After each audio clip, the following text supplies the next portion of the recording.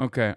Video is made possible by CuriosityStream and Nebula. Watch another brand new, full-length companion video to this one in my ongoing Modern Conflict series that explains the entire course of Russia's prior Fighting against any invading power almost always increases the far-right nationalist response because the war started in 2014. The Ukrainian far-right had nearly a decade to organize. In other places, there would have been an equally large leftist battalion. Yeah, except the leftist battalions were considered pro-Russia. And in some instances, the leftists were pro-Russia, like the trade unionists that fucking burned alive, 46 of them.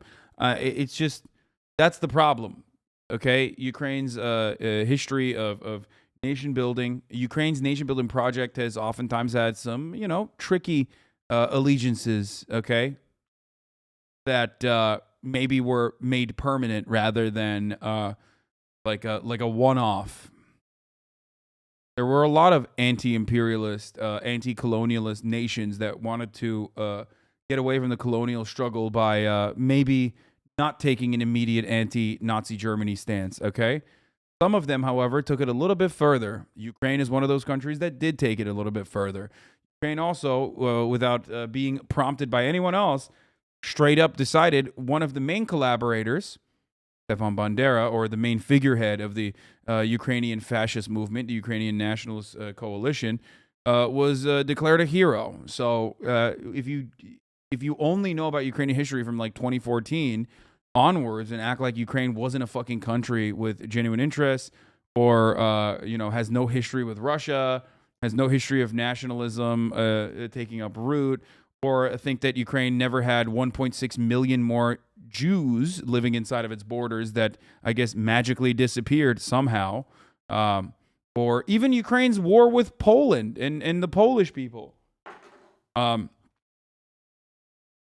you will be shocked and confused and think that people are making a much bigger deal about this than they should be. And by the way, of course, Russia is propagandizing that. Of course they are. That's not even something that is, I think, hidden. They, of course, are thinking that this is a justifiable reason to invade Ukraine. It's not. But it is definitely, certainly a cause for concern.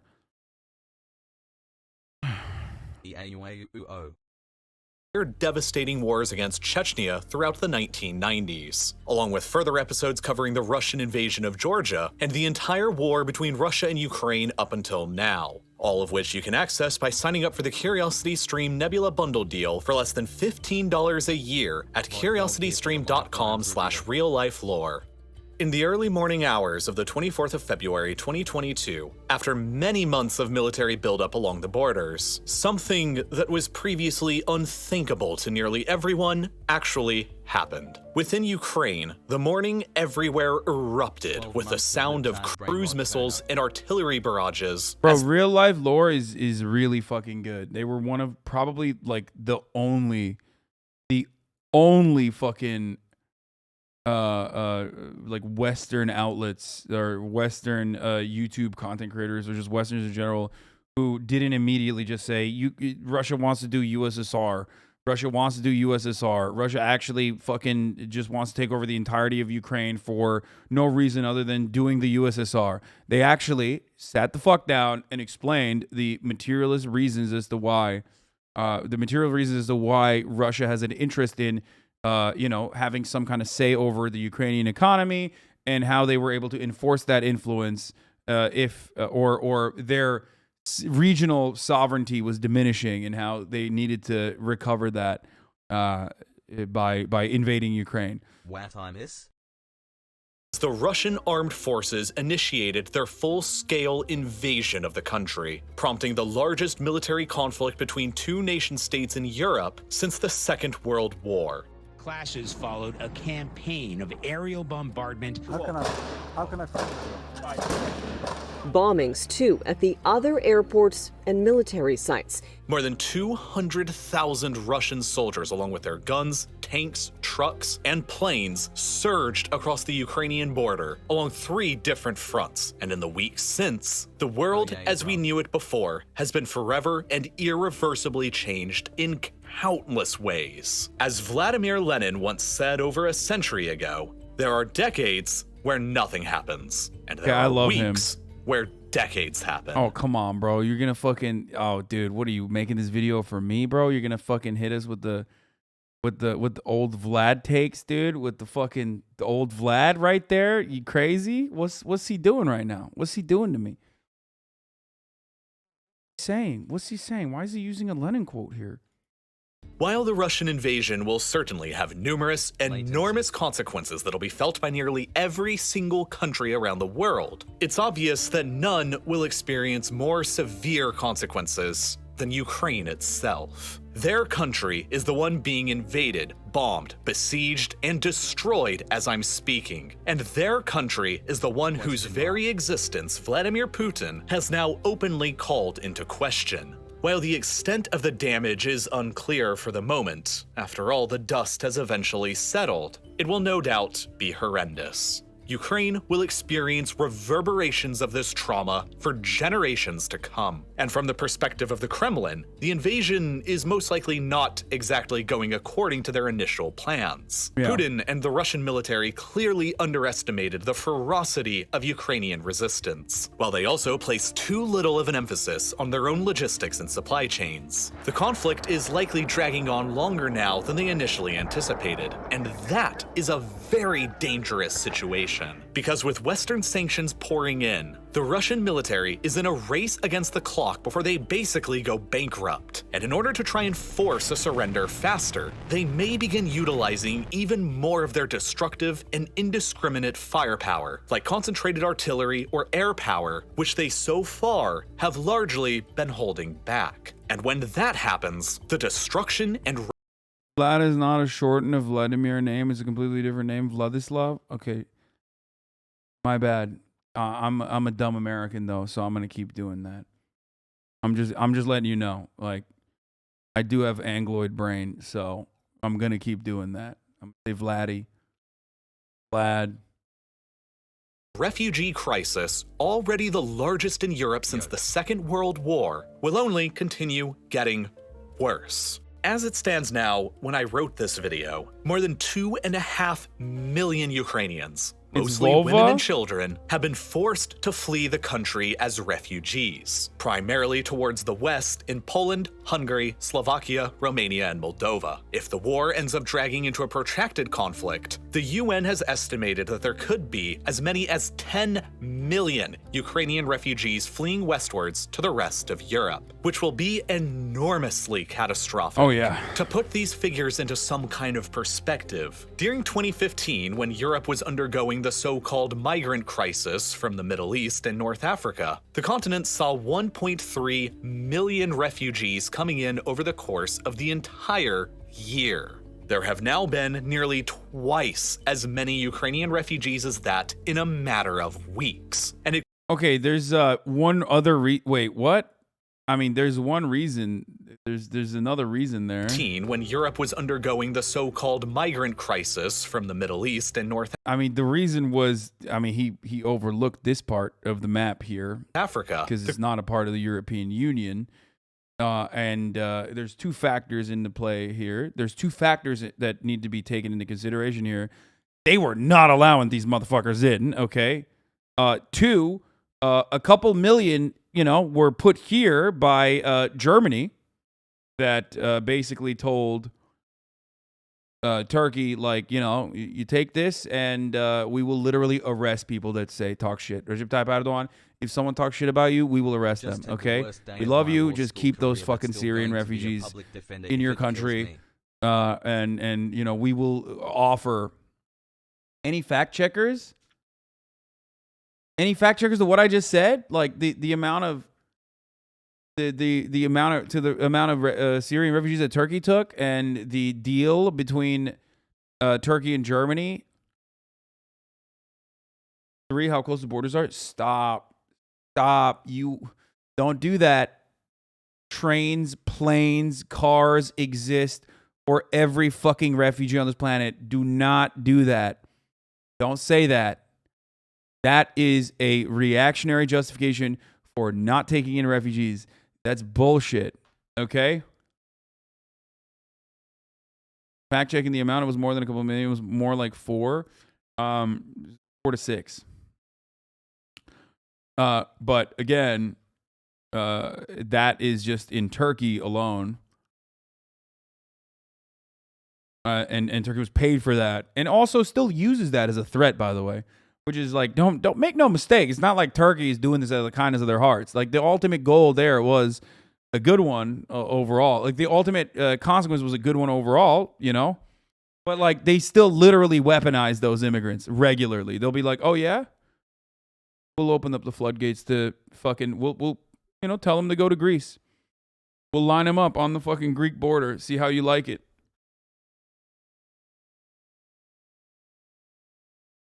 Yeah, you should tell them about how right-wingers like Lawrence Southern were going to the Mediterranean Sea to stop refugees. Border distance my ass. Yeah, literally, dude. Fact check on the existence of trains, planes, cars, sir. Yeah. You know, that's why you have Canadian Nazis fucking traveling to Italy and like aligning with Italian Nazis to stop people from fucking, making this distance even, okay? Not a big distance here, huh? No, don't think so. Does this seem like a big distance for you guys? What do you think? Like, look at what I'm pointing to on the map. Is that a big distance? No.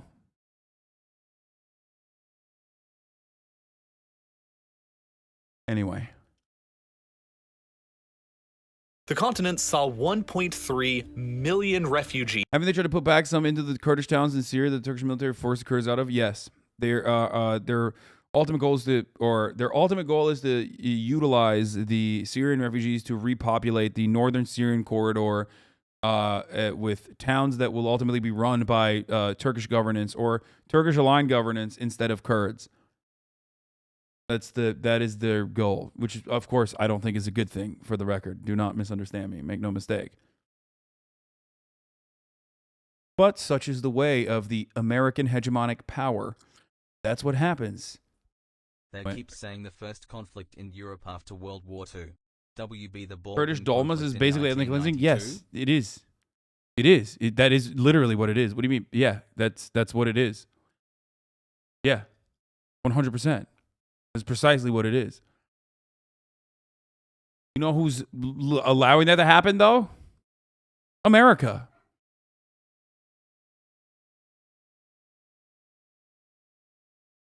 Anyway, let's keep going.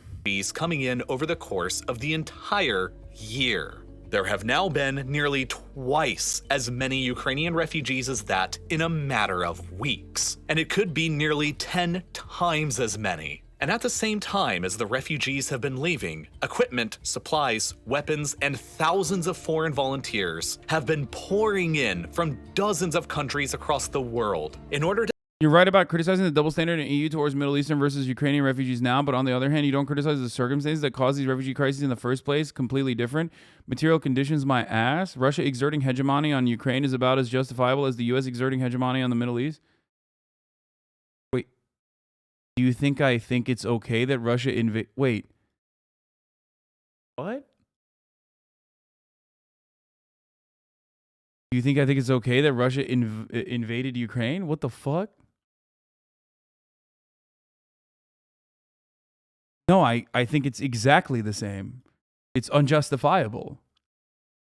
Am I reading it wrong? I don't understand. Why are you saying things that I've said a million times over and then making it seem like I'm not saying that and I'm saying the opposite or something?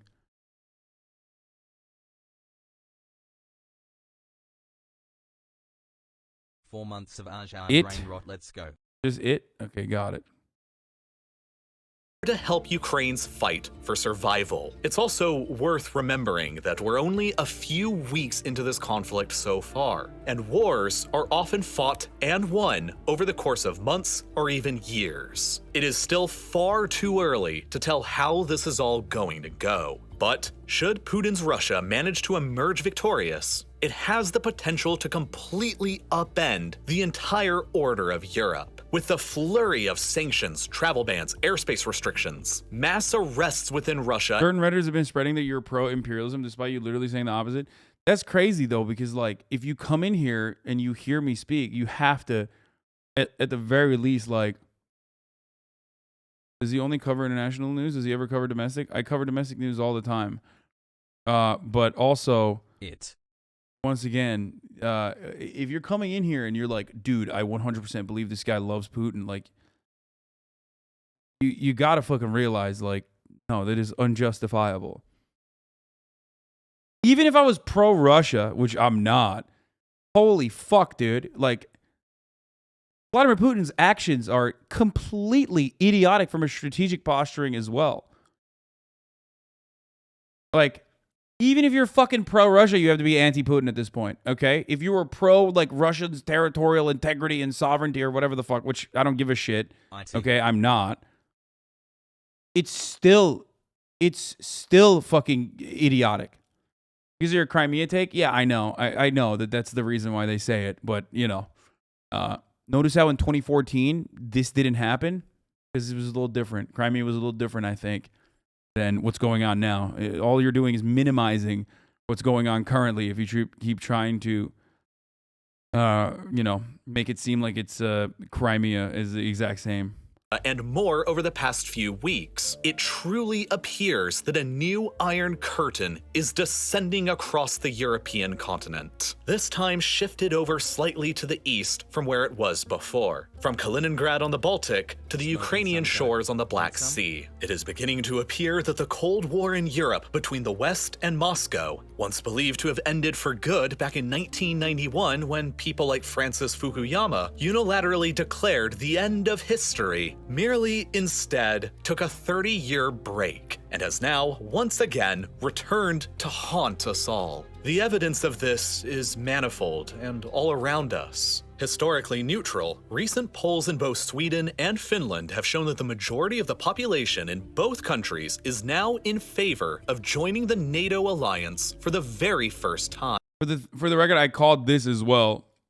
Both governments have expressed some form of interest, and Moscow has directly threatened them both with some kind of action should they dare to proceed. Of course, Finland's admittance into the alliance would be particularly controversial, owing to their large land border with Russia and their proximity with St. Petersburg, Russia's second largest. Dude, it's pretty funny when people go, only 51%? What? Like, why isn't it higher?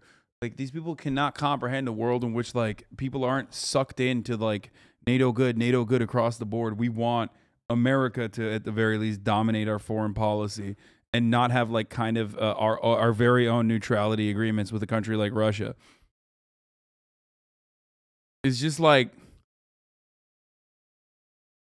Finland has dealt with Russia on their own historically, okay? They've... Was it Deorbiter the other day?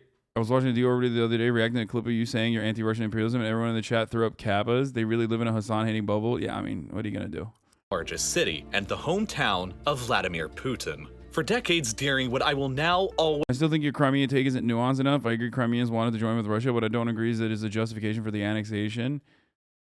My brother in Christ, understand that Crimea, no matter how we feel about it, no matter what we feel about it, is one, first and foremost, belongs to the Tatars, or if it's not belonging to the Tatars, is an autonomous sovereign state, belongs to the Russians before it belongs to the Ukrainians, okay? That's the nuance in that situation.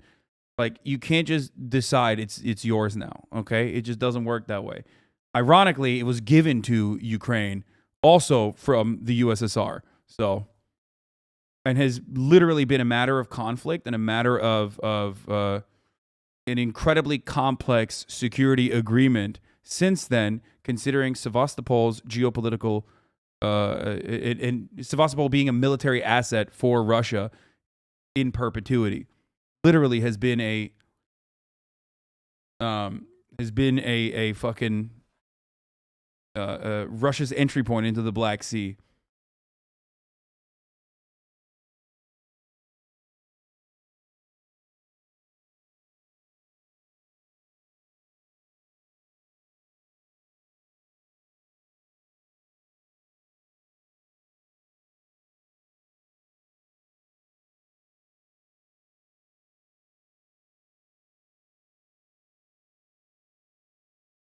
Always refer to as the Cold War's first phase, the Soviet Union essentially bullied Finland into always staying neutral between East and West. And it seems as if old habits die hard. But among the greatest of changes ushered in by Putin's war in Ukraine is the revolution undergoing Germany, and specifically the German military and defense doctrine. During an incredible session of the German Bundestag just 3 days after the invasion, the new Chancellor Olaf Scholz announced a series of earth-shattering measures. The German armed forces would receive a one-time $113 billion. Bro, this is so creepy, by the way.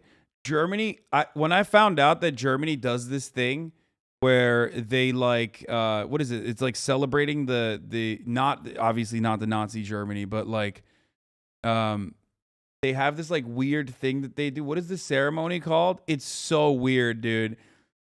It's a really old tradition, and they do it, and it is so fucking strange to see. Zapfenstreich. Große Zapfenstreich.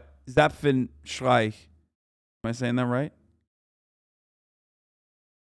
They're not. It's not a Nazi ceremony. It's not a Nazi ceremony. Technically, it's not a Nazi ceremony. But when I do see it, I'm like, yo, that shit is creepy as fuck, dude. It's like,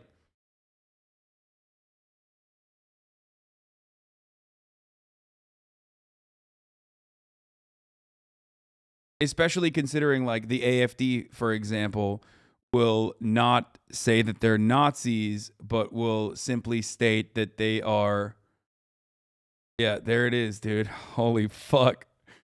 The Grand Tattoo beating retreat is a military ceremony performed in Germany and Austria. It's similar to the military tattoo ceremony performed in English-speaking countries, and is the most important ceremonial act executed by the German Federal Armed Forces, the Bundeswehr, and the Austrian Federal Armed Forces, the Bundesheer. The Zapfenstreich is performed only during national celebrations and solemn public commemorations to honor distinguished persons present at such special events. Examples of the farewell ceremony for a German federal president, or at the conclusion of large military exercises that takes place in the evening hours. It consists of a military formation.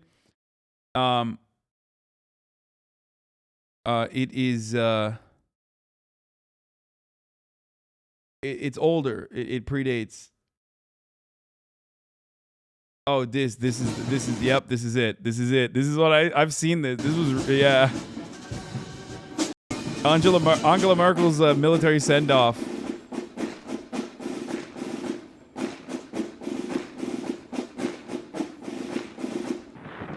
Augen gerade. Aus. Zacken. A cute anarchist girl ghosted me after it came up that I watch you has Sag. You fucking dodged a bullet, brother. Don't worry about it.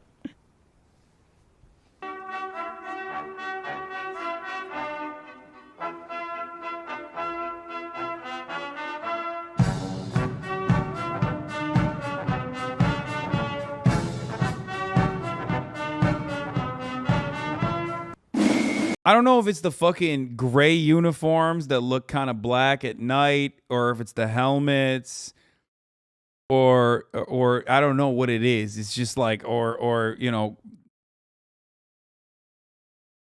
or repeating the traditions of like the German Empire. I don't know what it is, but just something fucking. It just triggers like a flight or flight response in my mind. Okay.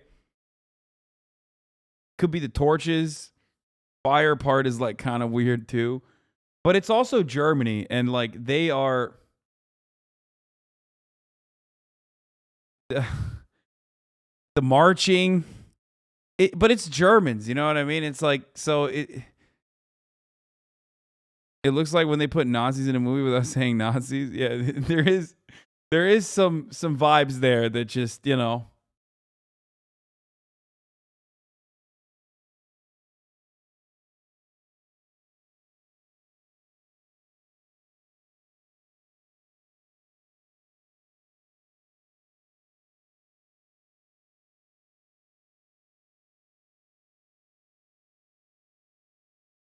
Just hearing German coming from people dressed like that feels weird. Lamau Hitler 9 ruined it months for for Germany's Hasan army David forever. during Yeah. the German military send-off. Yikes.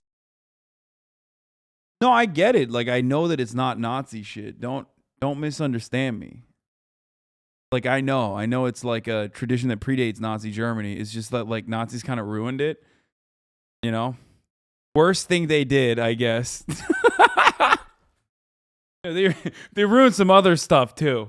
But you know, definitely this one. Okay, where it's just like it's a vibe check basically. Let's go. Censored Wolfenstein right there, just missing the swastikas of the grainy beat black and white filter.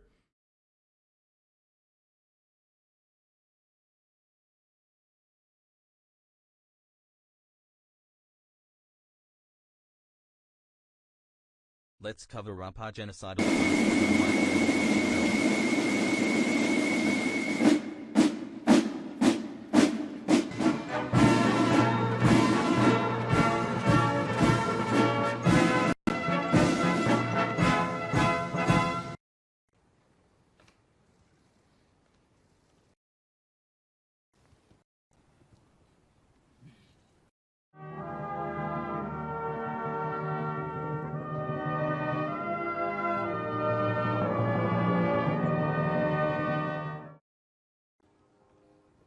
Frau Bundeskanzlerin, ich melde das Ende des großen Zapfenstreiches. Dude, as a German, I'm so fucking tired of the Nazi comparisons on Twitter. I mean, I know that these guys aren't like.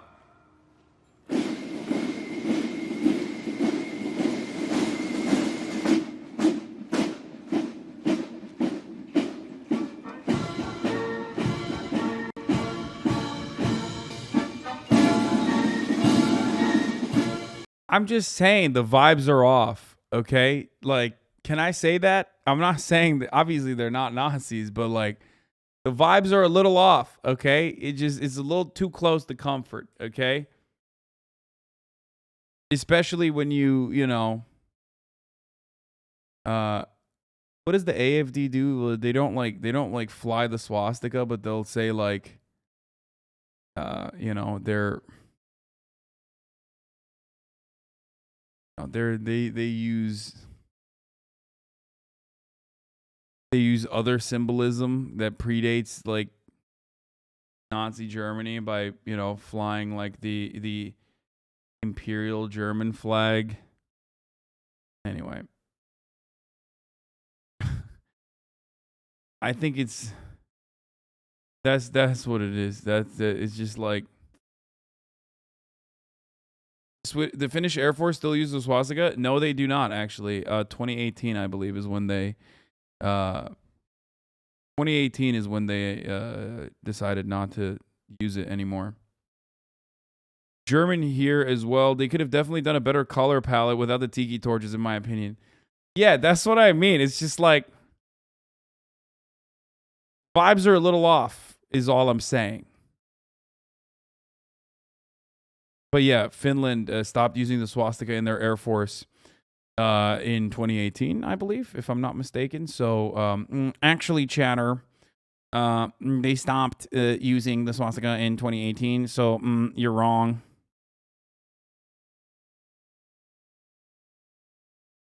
I mean, swag though. I mean, they look kind of scary, but you know.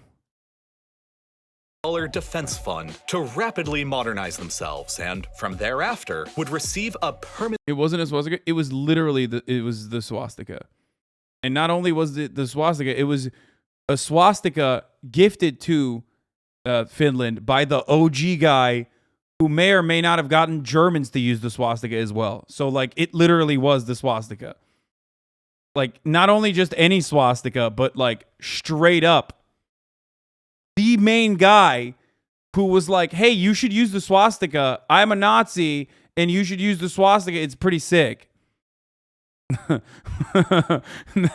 original guy who was like, who got Nazis to use the swastika as well.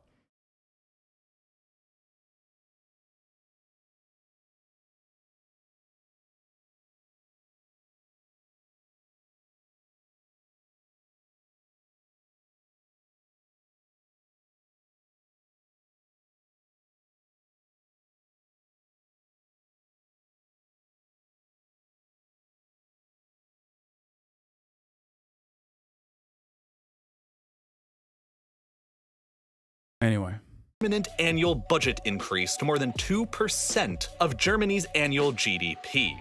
This means that their yearly budget will be increased to around $78 billion, causing Germany's military to suddenly become the third best funded in the world. Only Yes, the guy who gifted it was a Nazi later, but there was nothing Nazi in the Finnish use of it. What the fuck? I mean, listen, Finland went back and forth a little bit as well. Okay, there was times when there was a Nazi use of it. Let's not get into that, though. I love Finland. Okay, please stop. Okay, they did. They were a bit of a fake friend. Okay, that's all I'm gonna say.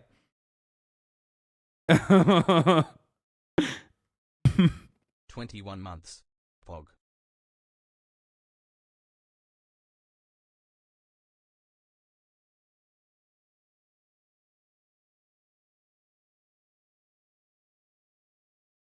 Unpoggers.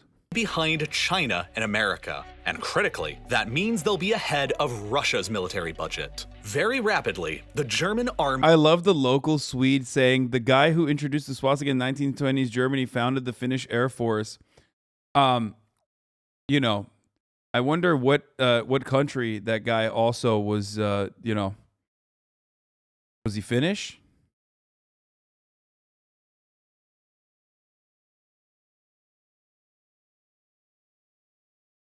Your local Swede. I know a relative of him. He was Swedish, obviously. Exactly. Oh, dude. Yeah, anyway, let's continue. Listen. Europe, complex, you know, complex continent, okay? A lot of infighting, a lot of inbreeding, a lot of fucking, you know, going back and forth, a lot of fake friends, okay? Let's not get into it. Let's just continue with the video that we were watching. I hate having this conversation over and over again, okay? But we have talked about this before. People get very mad when I bring it up. once again, for the first time in nearly a century, take over the reins of being the most formidable on the European continent. And the geopolitical revolution goes even further beyond that. Germany has also agreed to send lethal aid to Ukraine. And most unexpectedly of all, they've even agreed to indefinitely suspend the Nord Stream 2 pipeline project that would have brought in even more enormous quantities of natural gas directly from the vast sources of Siberia and Russia. The cost to build this controversial pipeline was more than $11 billion. And so, of course, such a move will be difficult for the German economy to bear. But such is their resolve in showing solidarity with Ukraine. This is all quite Finland never used it as a Nazi swastika, and the use of the Finnish swastika stopped after 22 for obvious reasons. I don't know where you get this 2018 from. It's just the Finnish Air Force, like I said. I don't know if it was actually in 2018, but I'm pretty sure they stopped it like around then. When did they stop it? Yeah, Finland's Air Force quietly drops the swastika symbol. Oh, fuck, it wasn't 2018. Sorry, it was 2017, I guess. But like officially completely removed it maybe in 2020?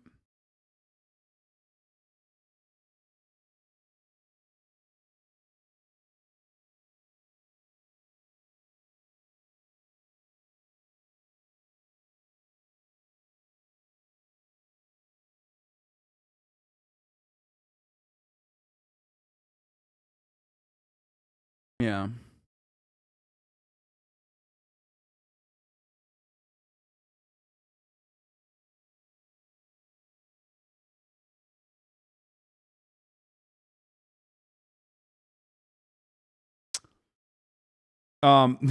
It's pretty funny because like there's literally Finnish conscripts in the chat who are confirming what I'm saying, but there's Americans in the chat who are like, "You're fucking wrong, dude."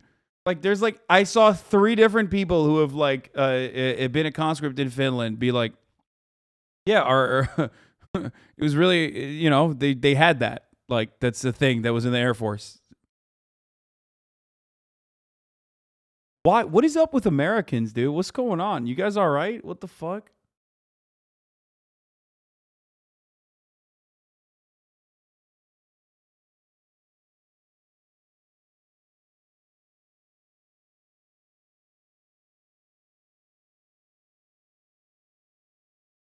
Anyway.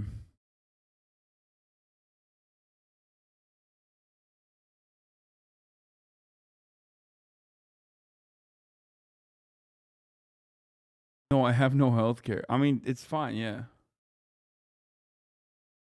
It took them a while to phase out all the old aircraft that had the logo still, but they stopped using it on new planes in 2017. Yeah, I was wrong. I was off by 1 year. Sorry.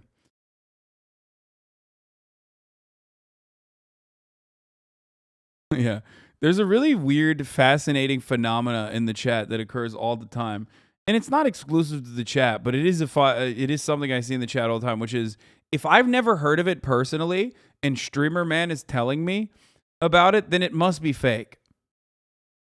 You know what I mean? It's like, maybe I was right and you were wrong. It's fine. You know, it's fine. It's okay. Unexpected and unprecedented because right up until the actual invasion, Germany was hesitant to actually support Ukraine and come out hard against Russia. I mean, I didn't know about it either, by the way, so critically over-dependent on Russian natural gas, even without the Nord Stream 2 pipeline. With limited domestic energy resources of their own, Germany has had no other choice but to import nearly the entirety of her energy needs from abroad. And with some of the largest natural gas and oil reserves in the world, geographically nearby Russia has always been the most significant provider. Through a complex series of pipelines that have been constructed over decades sprawling out from the vast oil and gas fields in Siberia, Russia directly provides Germany with a third of her oil and half of her natural gas. And the same is true for much of the rest of Europe as well. Italy and France also import significant amounts of Russian fossil fuels. And the closer eastwards the countries are to Moscow, the more fossil fuels they generally import. To the point where many nations like Bosnia, North Macedonia, Moldova, Finland, Estonia, Latvia, Serbia, Bulgaria, Slovakia, Croatia, Czechia, and Austria import nearly the entirety of their gas from Russia. This is largely because, geologically, the European continent was not blessed. This is largely because they're fake friends, dude, to Russia. That's right, I said it. With large amounts of oil or natural gas that power the modern engines of civilization. And instead, large amounts of these resources can be found all around the European Union's perimeter, in the North Sea between the UK and Norway, across the Ural Mountains in Russian Siberia, in the Eastern Mediterranean around Cyprus, Israel, and Egypt, and of course, around the Persian Gulf. With critical— Someone asked a really crucial question. Wait, so they're cut off from exporting gas? No, motherfucker, what are you, crazy? Of course not. That's war. That's how war works. That's what happens when you literally think like war is like between good and bad, evil and good, and that like, you know, everybody's cutting off access to all resources. No, they're still pumping gas. That's how it works. That's why these things can be fucking avoided and there's no conflict. Okay? There's just no reason for this level of death and destruction and conflict. That's what I've been saying from the fucking jump. There's always a diplomatic avenue. There's a diplomatic off-ramp before it gets to this point. Okay?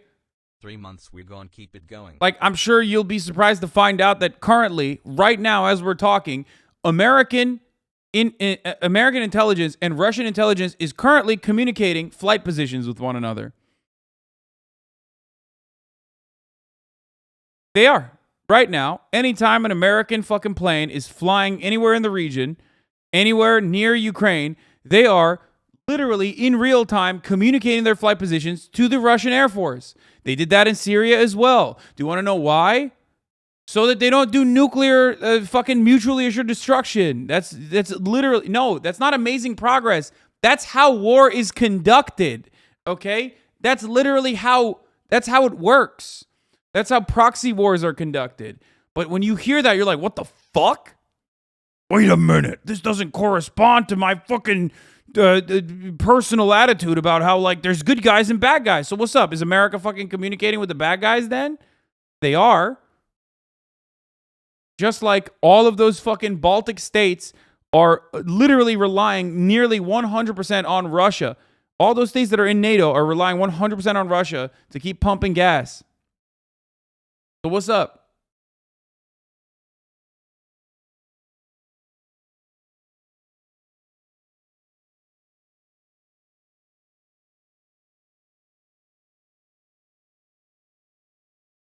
Not how this works.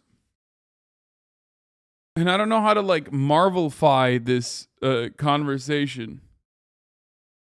Other than just like, this is just how war is conducted. Say, you got one man spam alerted.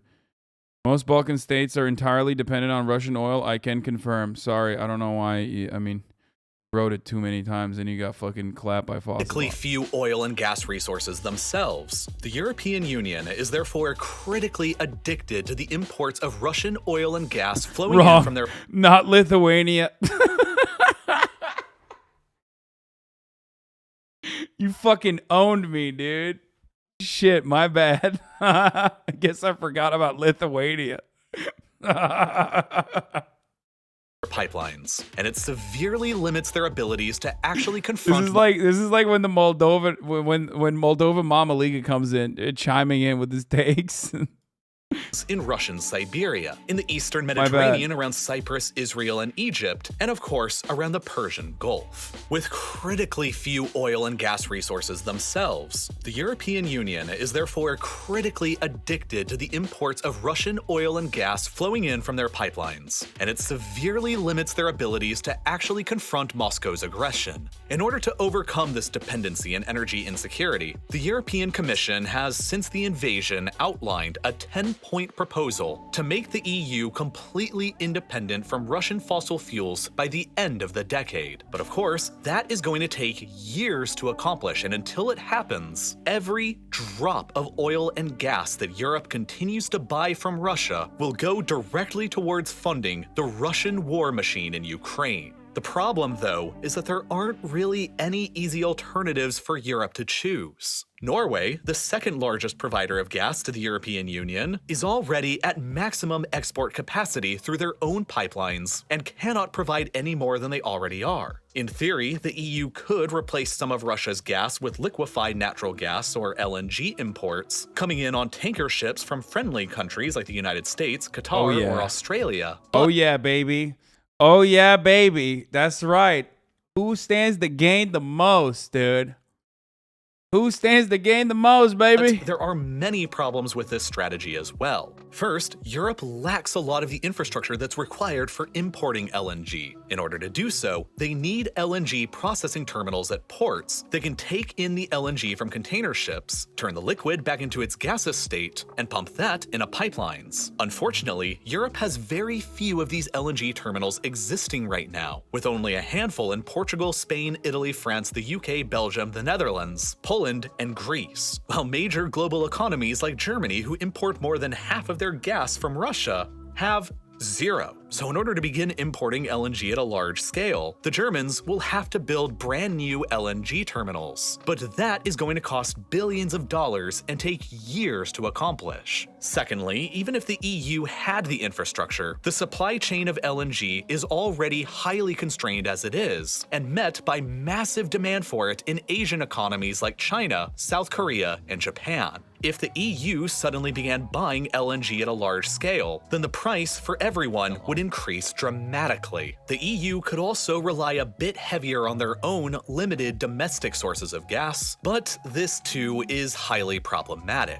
The largest natural gas field within Europe and Hello from Ukraine. Ternopil remembers Svoboda when they obtained 34.69 and shit. That Nationalist Party has 3 men or so in parliament now.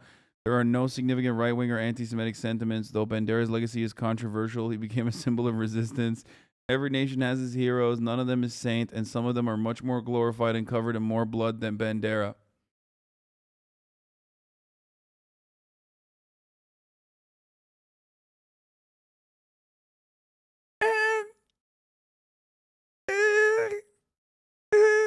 I don't know. I mean, maybe like, you know, Robert E. Lee and shit, you know, you're right. But even then, I don't. I mean, he's right. If he was like, oh, America, like, you have a lot to say about Bandera coming from an Amerifat, you're right. I mean, our founding fathers, you're right. Winston Churchill. You know what I mean? But the difference is, like, I don't run defense for them. So that's the difference.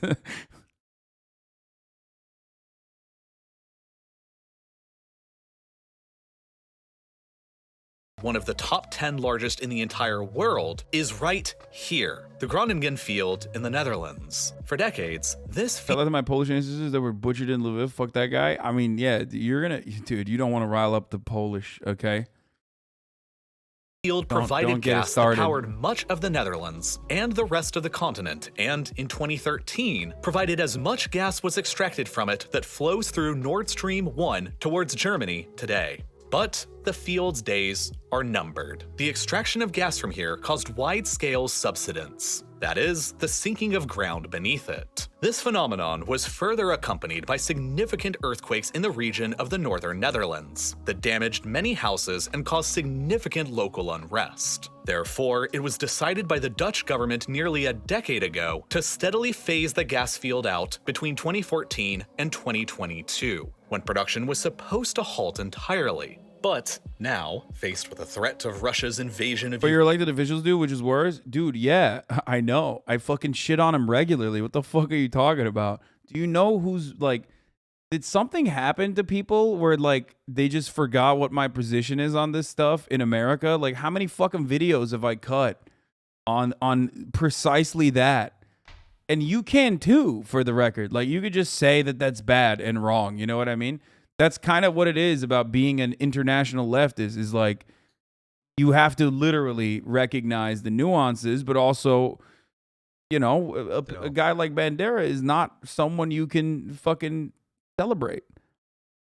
And when your countrymen celebrate it, you're like, those are not your allies. You know what I mean? They're not. Might seem like they are because there's a big threat of Russian invasion that has materialized at this point. But once that shit's gone, those dudes are not your fucking allies, dude. Think about how much we despise the fucking hogs and Nazis here.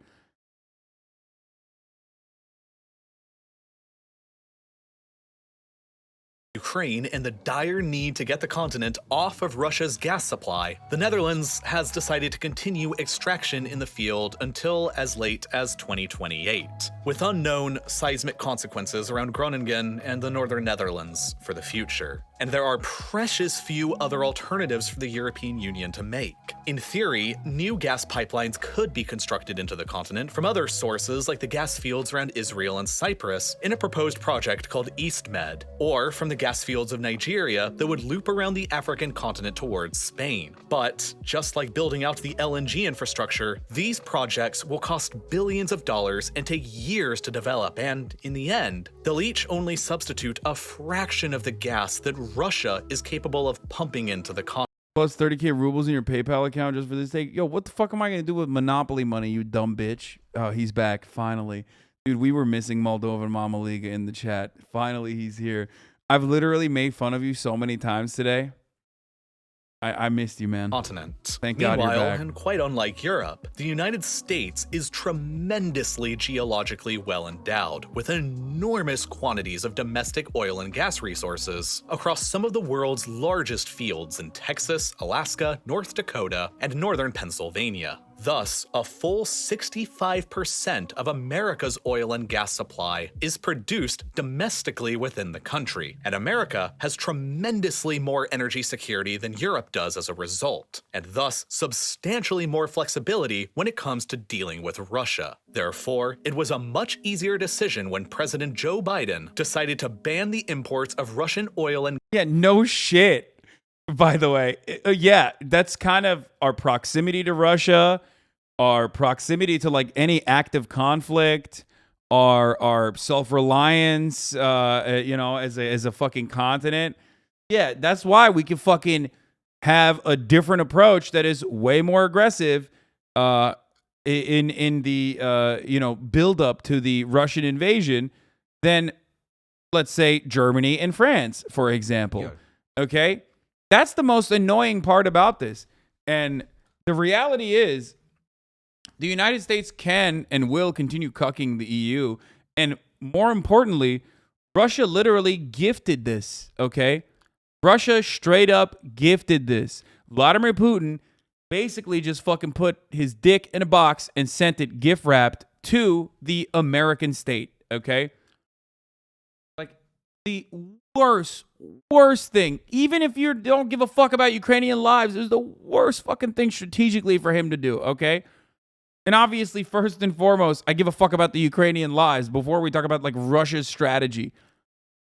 So it's a failure on all fronts, like all fucking fronts. 11-month spiral. So much so that it feels like a you know, a gift, an absolute fucking gift to America's most aggressive fucking Atlanticist lobbyists, the American defense industry, the American oil and gas giants. Like, can you imagine going from normalizing relations with Germany, okay, and like building a second fucking pipeline where you were going to increase Germany and Europe's reliance on Russian gas, okay, and building out a potential allegiance, an alliance to just straight up saying, fuck all of that. We are the enemy of the fucking entire world now. And America, the psychotic mad dog that is at the other side of this, okay, at the other side of this conflict, is now completely justified.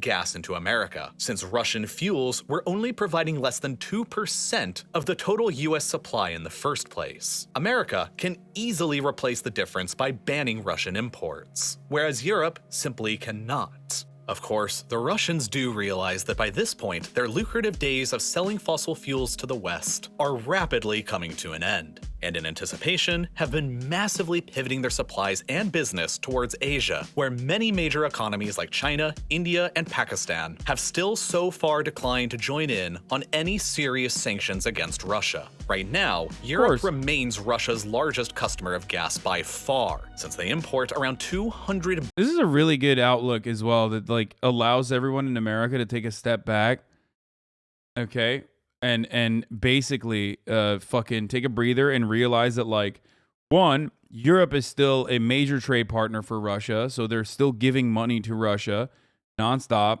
in exchange for gas, oil, commodities, okay? And also the other side of the planet, you know, where there are billions of fucking people, or what you would consider to be the global south, has not taken the same militant stance or, I don't know, I guess implemented sanctions to Russia at all. So this is something that you need to, personally, this is something that you need to comprehend when you look at it. It's easy to get lost in the fucking sauce and think like, oh, the world is unified against Russia. The world is unified against Russia. When there's a lot of unification, but even the people who are unified against Russia are still, at the same time, you know, giving money to Russia.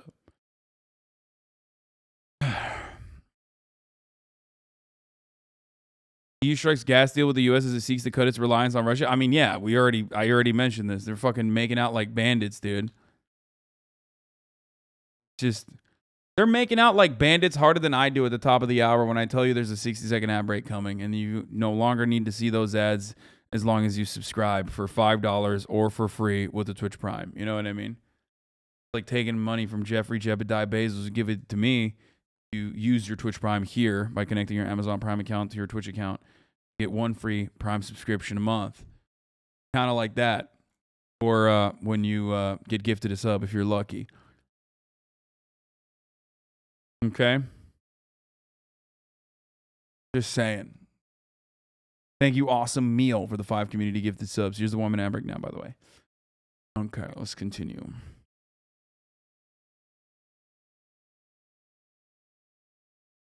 Billion cubic meters from them per year. By comparison, right now, I gotta pee. China I'll be only back. purchases around 38 Old billion man cubic Shabby, thank you for meters the a 5 year gifted from subs. Russia, which is primarily provided by the Power of Siberia pipeline here in the Russian Far East. However, in light of recent events, this will likely change very quickly. China has yet to become connected to the massive gas fields of northern Siberia that the Russians use to dump gas into Europe from. And under an agreement that is closer than ever now to fruition, a second pipeline called Power of Siberia 2 may be finally constructed from these very same fields directly to China's hungry industrial core around Beijing. That'll double Russia's gas exports to China. Unlike the West, China will likely continue without passing any serious financial sanctions on the Russians. And quite to the contrary, will even provide the Russian government with investments into new pipeline infrastructure that flows towards Beijing, like Power of Siberia 2. Because they want and need Russia's vast energy resources. And now that business in Europe is drying up, China senses an opportunity to make a good deal, while Russia sees the opportunity to simply shift business elsewhere. As a result, while the war in Ukraine is ripping apart all of the bonds between Europe and Russia, it also seems to be pushing Russia and China closer together from a financial and energy perspective. Over time, Russia may end up pivoting the entirety of its energy resources towards the emerging markets and economies of Asia. And from China's perspective, whatever happens in Ukraine might provide invaluable insights into how a potential future Chinese invasion of Taiwan might go.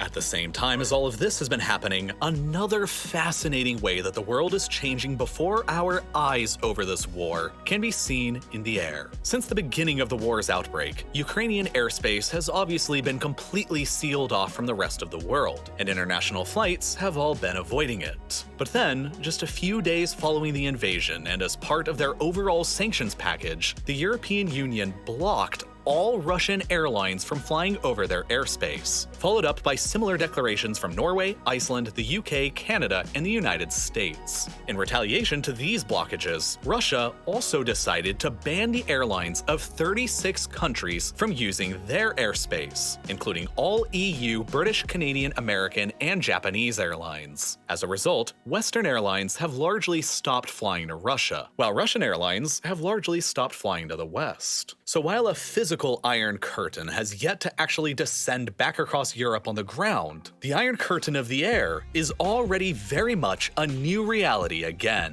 Live flight radar maps are right now showing the airspaces of Russia and Europe as being completely separated, with a massive empty no man's zone in between them where no— Sorry, I had to feed Fiona. Before I forget. Nobody is flying over at all, covering the entirety of Ukraine, Belarus, Moldova, and Western Russia, all the locations nearby to the war. Respecting the dangerous boundaries of war and the political airspace blockades, Russian airlines are sticking to their own flight corridors, while European airlines are sticking to theirs as well, across the new Iron Curtain of the sky. As the largest country in the world, Russia's geographic position on the map now represents a colossal barrier to the free flow of Western airlines around the world. In 2020, Putin was nominated for a Nobel Peace Prize. That shit done fall off after they gave it to Obabe. Dude, anyone can be nominated, dude. What do you mean? It's about winning, okay? And let me tell you something. It doesn't matter because, you know, Obabe won it, so it did fall off. And Aung San Suu Kyi as well, who literally is fucking now responsible for the ongoing a genocide of Muslims, Rohingya Muslims. So a lot of people that have won Nobel Peace Prizes are just kind of pieces of shit, really. Henry Kissinger, it doesn't, not great.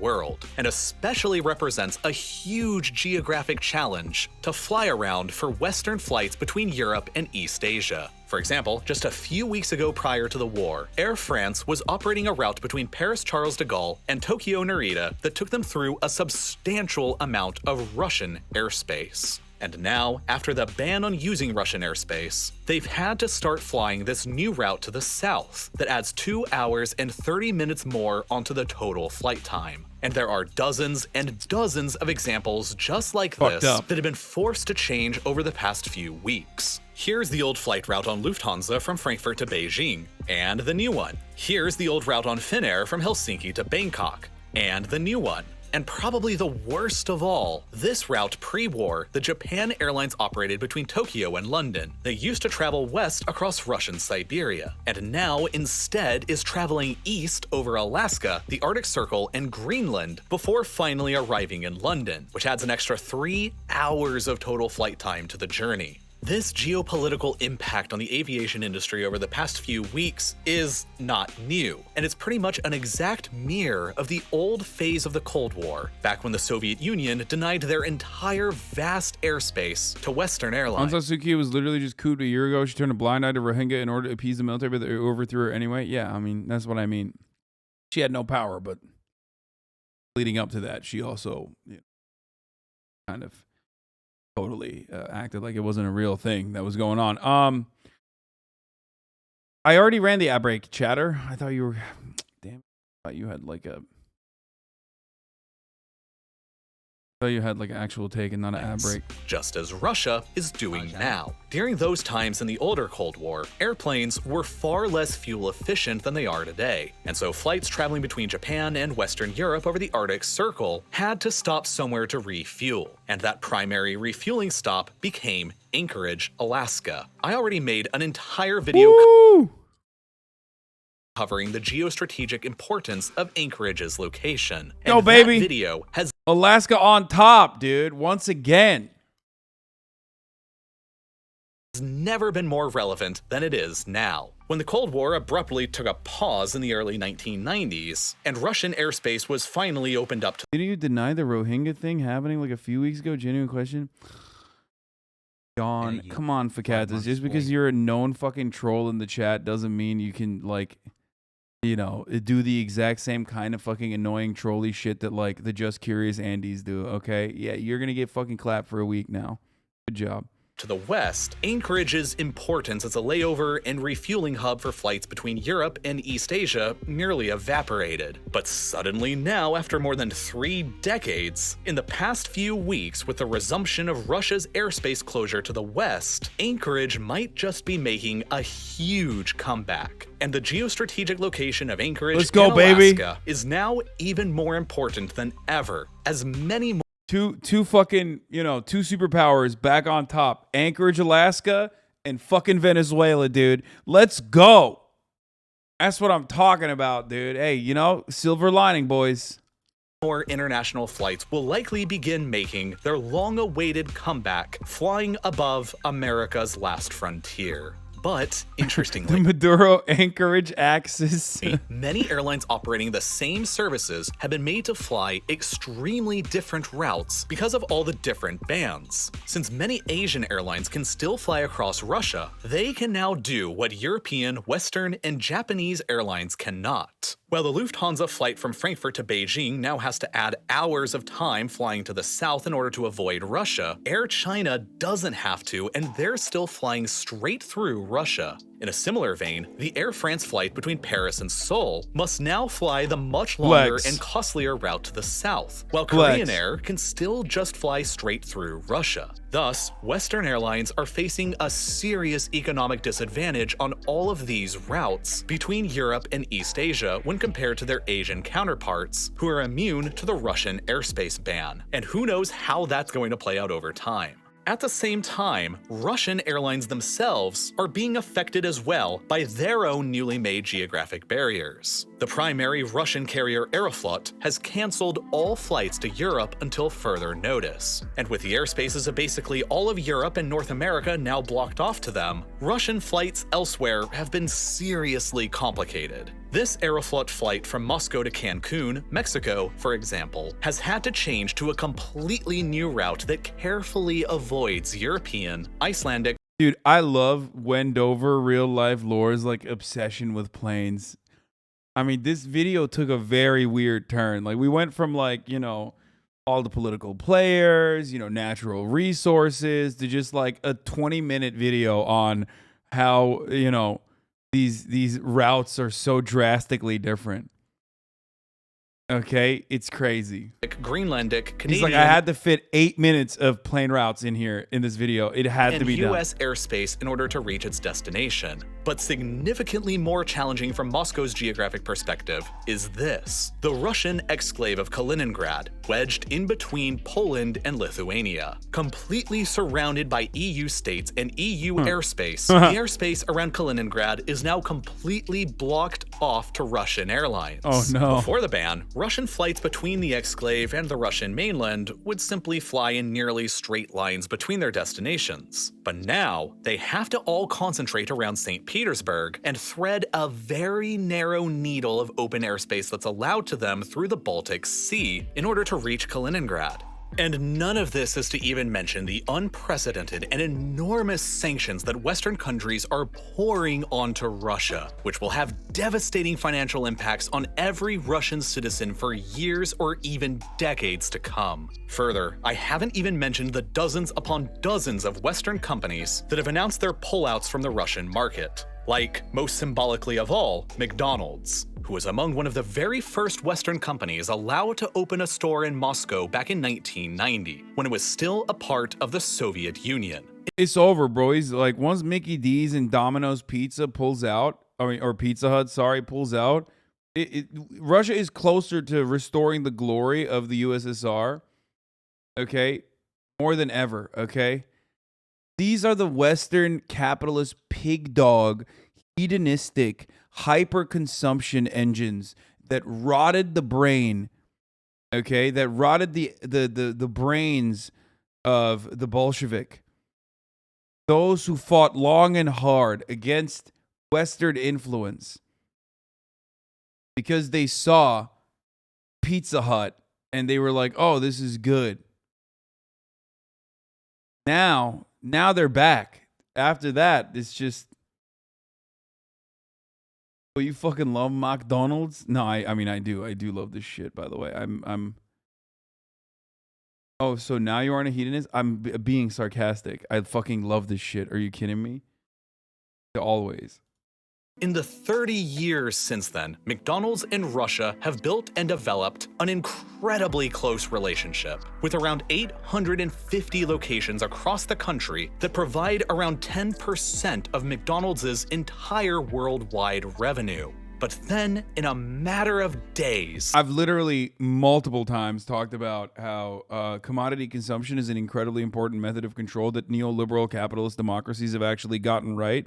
That the USSR did not hyper-focus on and absolutely got wrong. Very easy way to just get people. It's a very easy way to sedate the masses, and it's a good way to sedate the masses. If that sedation has to occur with governance that comes along with governance, like, you literally have to do that. China does a decent job at it, straight up. They have a very unique approach. It's like half that and then half authoritarian methods of control.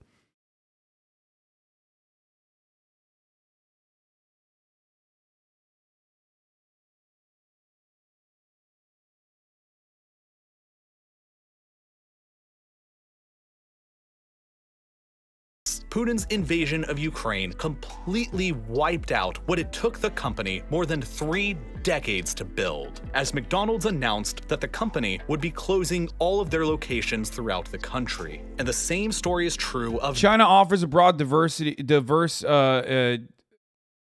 range of commodities to its consumers, its citizens, that the USSR was unable to offer. Which was a mistake.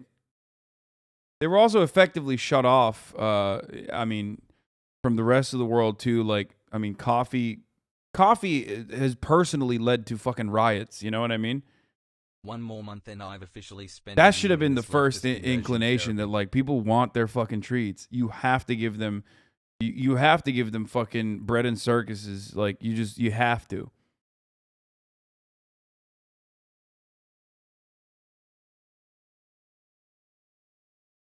10% of jobs in Russia were McJobs. dozens of other companies, from IKEA to Adidas to Netflix to Visa to Sony and so many others. The list is seriously enormous. And in response to all of these pullouts, the Russian government has threatened to nationalize the assets of all of them still remaining in Russia, essentially turning the page back to the command economy style of the Soviet Union. Of especially critical importance, however, are the maritime shipping companies Maersk and MSC, who've joined in pulling their shipping and logistics services from the ports of Russia. And this will only exacerbate perhaps one of the most major ways that this war is changing the world: the supply of food. You see, during normal times, Ukraine is the world's 5th largest exporter of wheat. And during 2020, they exported more than 18 million tons of it to countries across the world, but most importantly, to hungry countries across the Middle East and North Africa. 60% of Lebanon's wheat supply just prior to the war was being shipped in from Ukraine. And since their most major grain silos were all blown up back in 2020 during the Beirut port explosion, they only have 1 month worth of wheat reserves still remaining as of the writing of this video, and they're in an extremely dire situation. Meanwhile, Egypt, with a population of more than 100— Bro, Lebanon, no matter what happens, Lebanon takes a L, dude. It's so sad. Like, Lebanon stays taking L's straight up.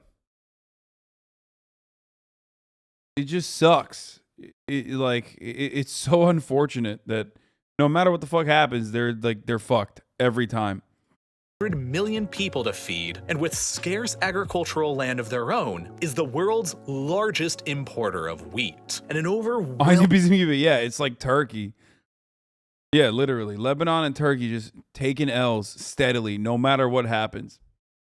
85% of their wheat imports come from just 2 places: Ukraine and Russia, who are currently at war. Understandably, with the Russian army currently occupying large chunks of Ukraine, including most of the country's ports, and Ukrainian farmers fighting on the front lines, the harvesting and shipping season in the country will be a difficult one this year. But it won't be much easier for Russia either. With enormous international sanctions, shipping companies leaving ports, and an increasingly unpopular war that is consuming vast quantities of resources and money, Russia, who is usually by far the world's largest exporter of wheat, may struggle to ship out supplies to countries who need it as well. Together, Russia and Ukraine account for around 1/3 of the entire world's wheat and barley exports. And as a result of the war and the sanctions hampering that third of the global supply, wheat and barley prices across the world have been skyrocketing. And countries that rely heavily on wheat coming in from the breadbasket of Europe are going to struggle to make ends meet. War-ravaged Syria— it's less the breadbasket of Europe and more the breadbasket of MENA. has already announced that it'll have to cut spending and ration bread. And then there's Yemen, already torn apart by an ongoing and brutal civil war that has claimed the lives of hundreds of thousands and already facing a starvation situation. Yemen is the world's 12th largest importer of wheat, and nearly 40% of the country's wheat imports usually come from Russia and Ukraine.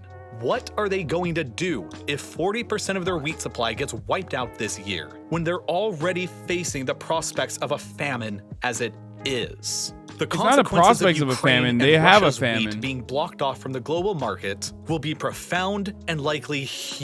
It's really cool that the United States basically added additional sanctions quietly to Yemen, like literally 2 weeks ago, to the functional government there.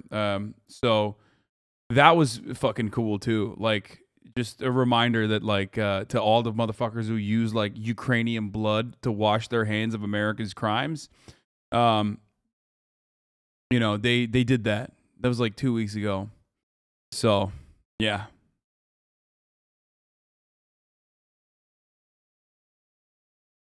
Hugely unexpected. The last time that global wheat prices surged this high was more than a decade ago, back in 2010. And the steeply increased prices on such a vital commodity for much of the Middle East and North Africa led to public— No sarcasm. You're an American, right? Yes, I am.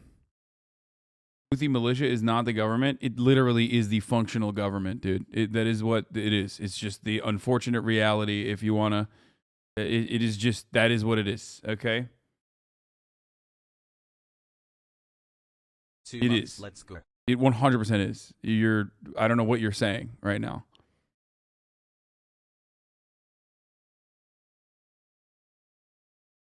I'm not sure they're trolling me with a Bible thump. What?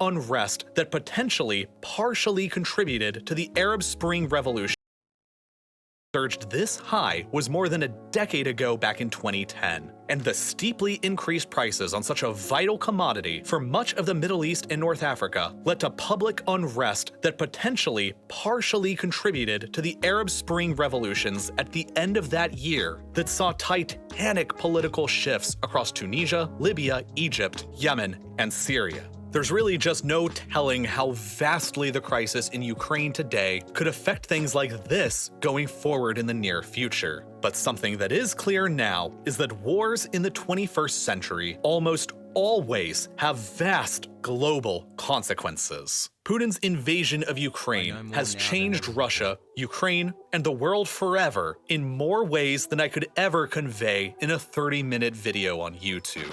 But by analyzing how Putin and how Russia have behaved and fared before during times of war and crisis, we can likely figure out how this present conflict will ultimately go.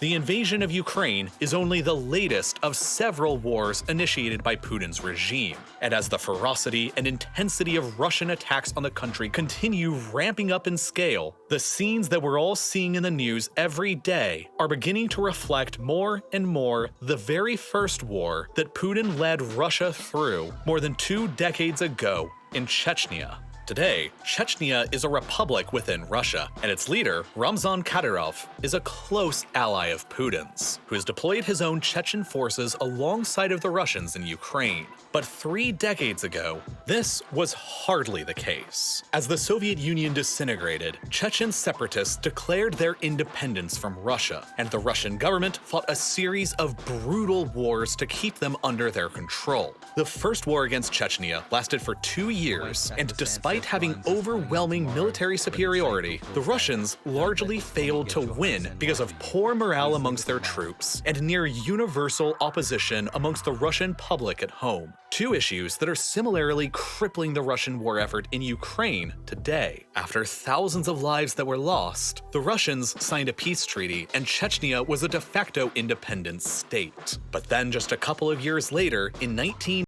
what? Defend this? Wait, why would I? What is wrong with you? What the fuck? People love coming in here and like, people fucking love coming in here and then getting mad at a position I do not hold. Like, Illy Jesus. what the fuck? Yeah, dude. Well, I mean, there were acts of terror.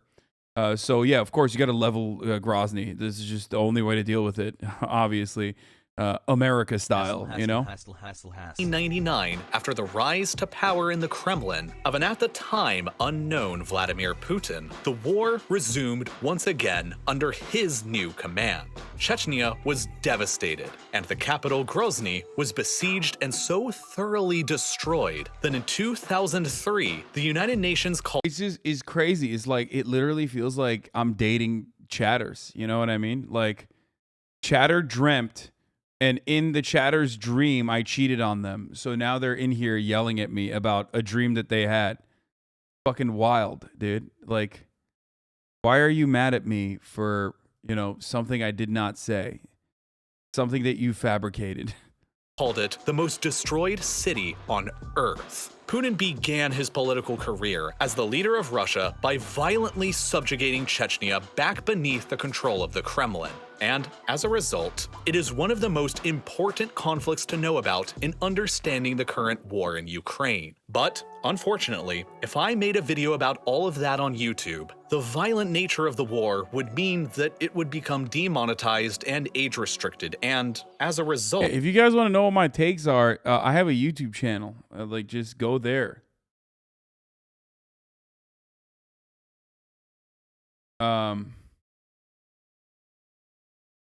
Watch it. A lot of people have one-sided beefs with you. Yeah. Anti-tanky Redditors have been obsessed with you lately. Yeah, because I'm a fucking tanky, baby. Ooh, I love tanks. Say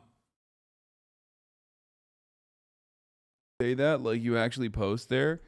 I mean, there are YouTube videos. Be sure to subscribe when you're there, obviously. But like, you can find my opinion on pretty much everything, anything and everything.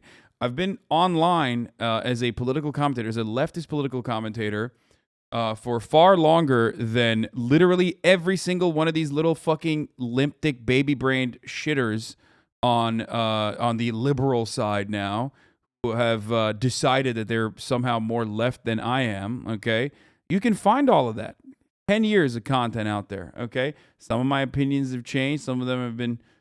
Some of them have gotten a lot better over time, well-rounded. But, check it out. Check out my fucking YouTube, baby. Subscribe while you're there, too. Hit the bell. Hit that motherfucking bell. Again, been around for 10 years. A lot of those people that are now saying I'm a tanky, or a lot of those people are now saying, like, they're more leftist than I am or some shit, like, they were literally Nazis not that long ago, and that's fine. Honestly, like I've said this before, the entire purpose of what I do, is to get people to change their minds. So that's cool as long as you change your attitude, change your mind, learn, live, you learn, and become better.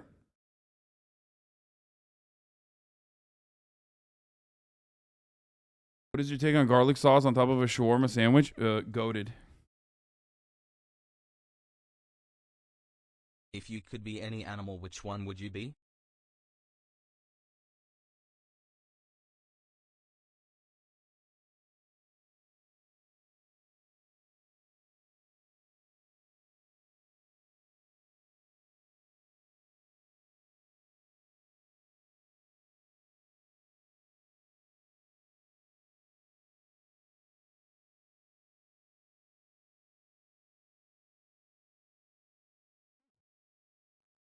There's simply just no way that you would ever see it here. So instead, I created yet another full-length companion video to this one in my ongoing Modern Conflict series that's about the same length as this video that covers the entire course of Russia's 2 wars against Chechnya throughout the 1990s from beginning to end, and uploaded it directly to Nebula, which, as you've probably heard by now, is home to tons of exclusive, ad-free content, like my entire Modern Conflict series, with 11 other additional full-length videos with more than 3 hours of additional content that you can go and watch. Your views on international relations is mostly in line with international relation realism. Those giving you shit for them are in support of liberalism, IR liberalism, the very same international relations theory that brought all of the U.S. wars in the past 30-ish years.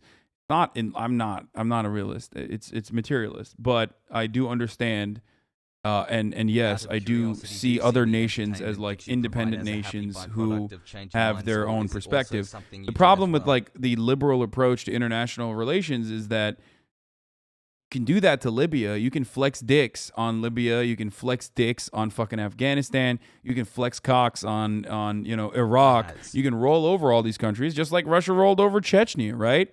The difference is you can't do that to Russia. And that is where we are arriving at this fucking conflict of a lot of people not recognizing that like Russia has a military, Russia has nuclear arsenal, Russia has, their own interests. Russia is also providing energy to all these other countries. The only reason why Americans have, I guess, never really fucking, have never really like considered what we've done in like Libya and all these other fucking places. The only reason why they have not ever talked about this sort of shit is because they didn't have to. It doesn't matter. We're dominant. We're the dominant force, so it doesn't matter.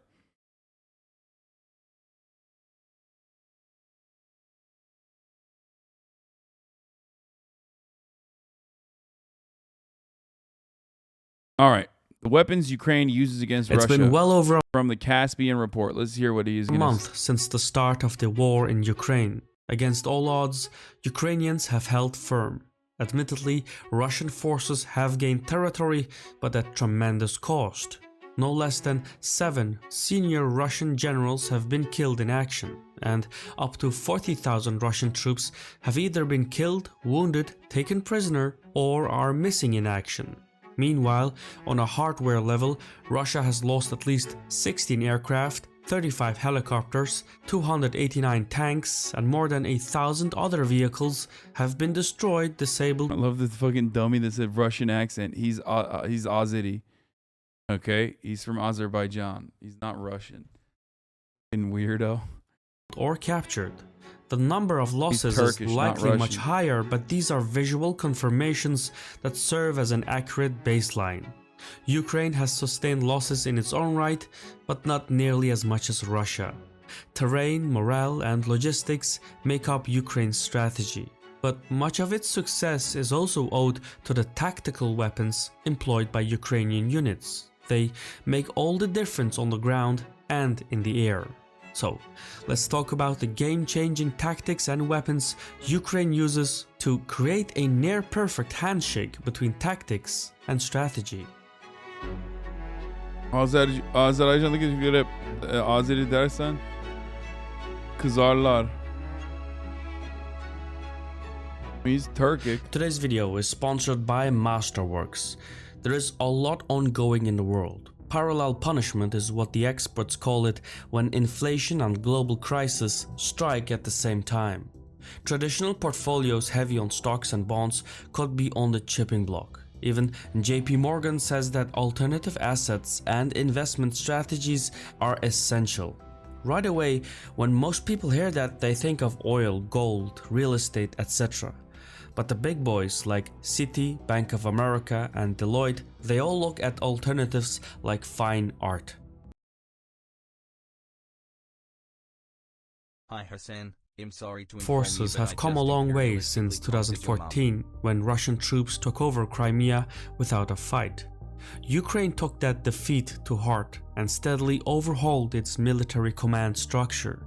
Instead of the Soviet top-down hierarchy, junior officers were given new rules of engagement and encouraged. I mean, there's a little bit more to it than that, you know? A fuckload of training, 8 years of fucking urban warfare, cycling troops in and out of the Donbass region, dripped out the fucking wazoo by American and, NATO weapons. Encouraged to take autonomous decisions in the field. The new doctrine worked, and it's the reason why Donbass separatists never managed to push up to the entire provincial boundaries of Donetsk and Luhansk. By contrast, the Russian armed forces are characterized by a top-down hierarchy, still adhering to the Soviet way of decision-making. But Russia hasn't exactly stood still either. Its most significant military overhaul since the 1990s comes in combined arms warfare. The primary Russian fighting unit is Changing your military from command and control to mission command is revolutionary and radical in military science. the Battalion Tactical Group. These are combined arms units designed to be quick and adaptable while hauling heavy firepower. Each Battalion Tactical Group has 10 tanks, 33 infantry vehicles, 18 self-propelled artillery pieces, 6 multiple rocket launchers, 12 mobile surface-to-air vehicles, and flexible formations of support units. The format of the Battalion Tactical Group allows it to switch from rapid assault to support operations to long-range attacks. The inherent weakness, however, is its lack of manpower. Each group has roughly 200 infantrymen, which is not nearly enough to protect the flanks of such a large group. But when facing NATO armies, that wouldn't be necessarily a problem since both sides would engage one another in conventional ways. And that's how the Russian combined arms units were trained to fight, facing off similarly deployed NATO combined arms units. Russia has an estimated 170 of these battalion tactical groups, of which 100 have been deployed in Ukraine. The initial plan was to move the Russian units towards road junctions, separate the Ukrainian forces from the urban areas, and then force the cities into... Do you think the world should have responded harsher to 2014 Crimea annexation? What? How? What do you mean? Do you think what's going on right now is good? What could they have done in 2014 when they literally... No, I do want to understand, like, what do you think could have happened? Like a no-fly zone? Just nuclear holocaust? The things that America and the UK is avoiding actively currently?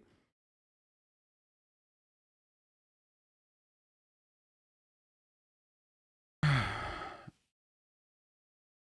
mean, one of the harshest things that Ukraine did in Crimea was shut off Crimea's water. You know, that was pretty fucking harsh, I would say. Like, really unacceptably harsh. And there are people who still defend it to this day. To submission. But in war, things rarely ever go to plan. In the opening phase of the conflict, Russian forces failed to secure the supply lines running into Kharkiv, Sumy, Chernihiv, Mariupol, Mykolaiv, and Kiev. The sheer size of the battalion tactical groups turned into chink in the armor. Same shit we're doing now, we could have been doing then. Would Russia still be in a position to invade Ukraine now if we had? That's the question. Nothing about NFCs. Are you talking about like sanctions? Is that what you mean? Because I don't know how effective they would have been, especially considering that like the same exact infrastructural problems or logistical problems that are occurring in Europe would have occurred back then. And not only that, but also what, you're going to give weapons to Ukraine more back then? Who's going to use them? The Ukrainian standing army at that time was nothing. Like, it was... I mean, there was one, but they would have gotten fucking absolutely rolled over and destroyed. And it takes time to give the Ukrainian... It takes time to give Ukrainians not only weapons, but then also literally...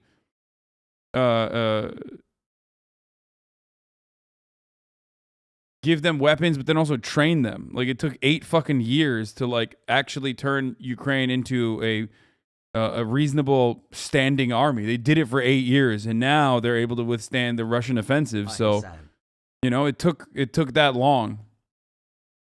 That doesn't happen overnight.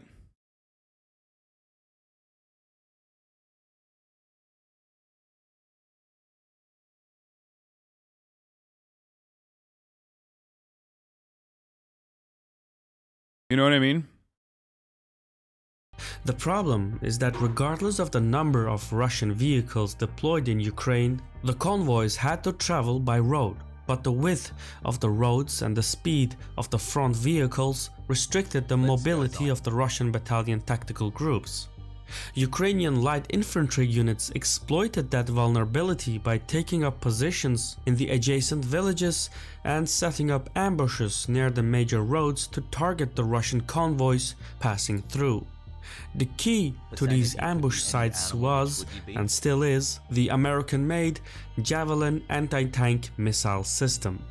The FGM-148 Javelin is a sophisticated, portable weapon that is easy to use.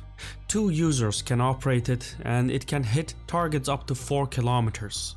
Once the target is locked, the missile does the tracking autonomously. What makes the Javelin such an effective anti-armor weapon is its double warhead and flight trajectory. The missile is programmed to climb to a higher altitude and then dive on top of the target where the armor is thinnest.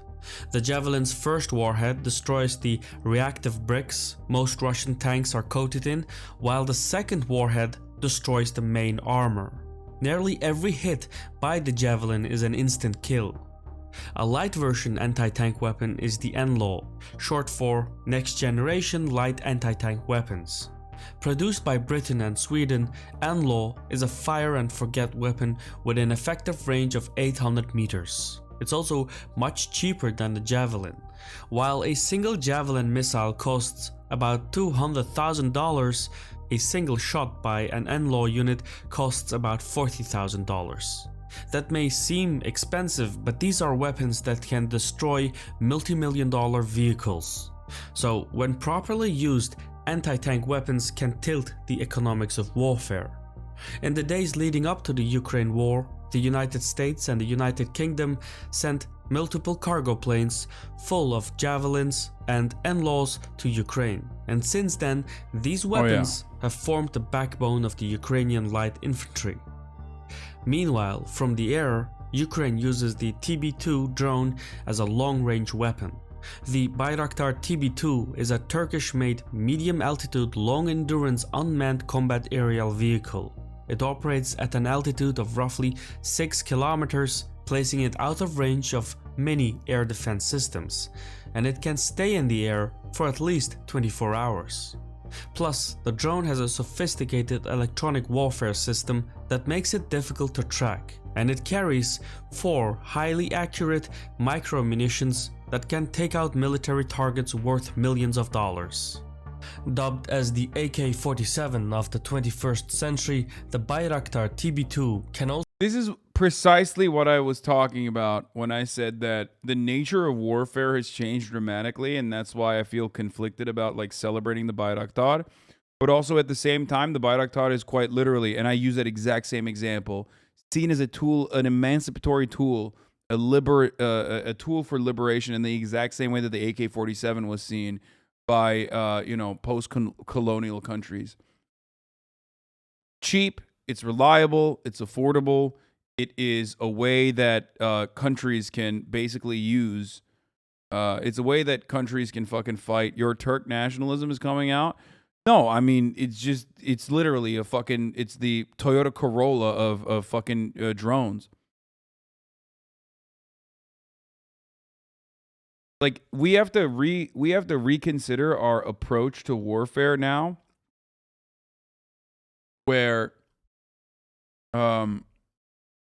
we have to reconsider our approach to warfare. Like, AK-47s were really reliable tools, right? That's what you used. It was like the Toyota Hilux, exactly. Hiluxes and AK-47s is how you were able to fucking, push back against nationalist or imperialist forces. Whereas now an AK-47 is not enough. War has changed. You need air superiority, and the only way to maintain air superiority is basically by getting a cheap and effective drone like this. Also be equipped with rapid mapping pods, which can map thousands of square kilometers of terrain at ultra-high resolution. The imagery intelligence can then be relayed to So is the Javelin fire and forget launcher. Russian TV has showed launch javelins as spoils of war, as if they got something else than useless tubes, although with sophisticated vision enhancer kit for viewing enemies in bad conditions.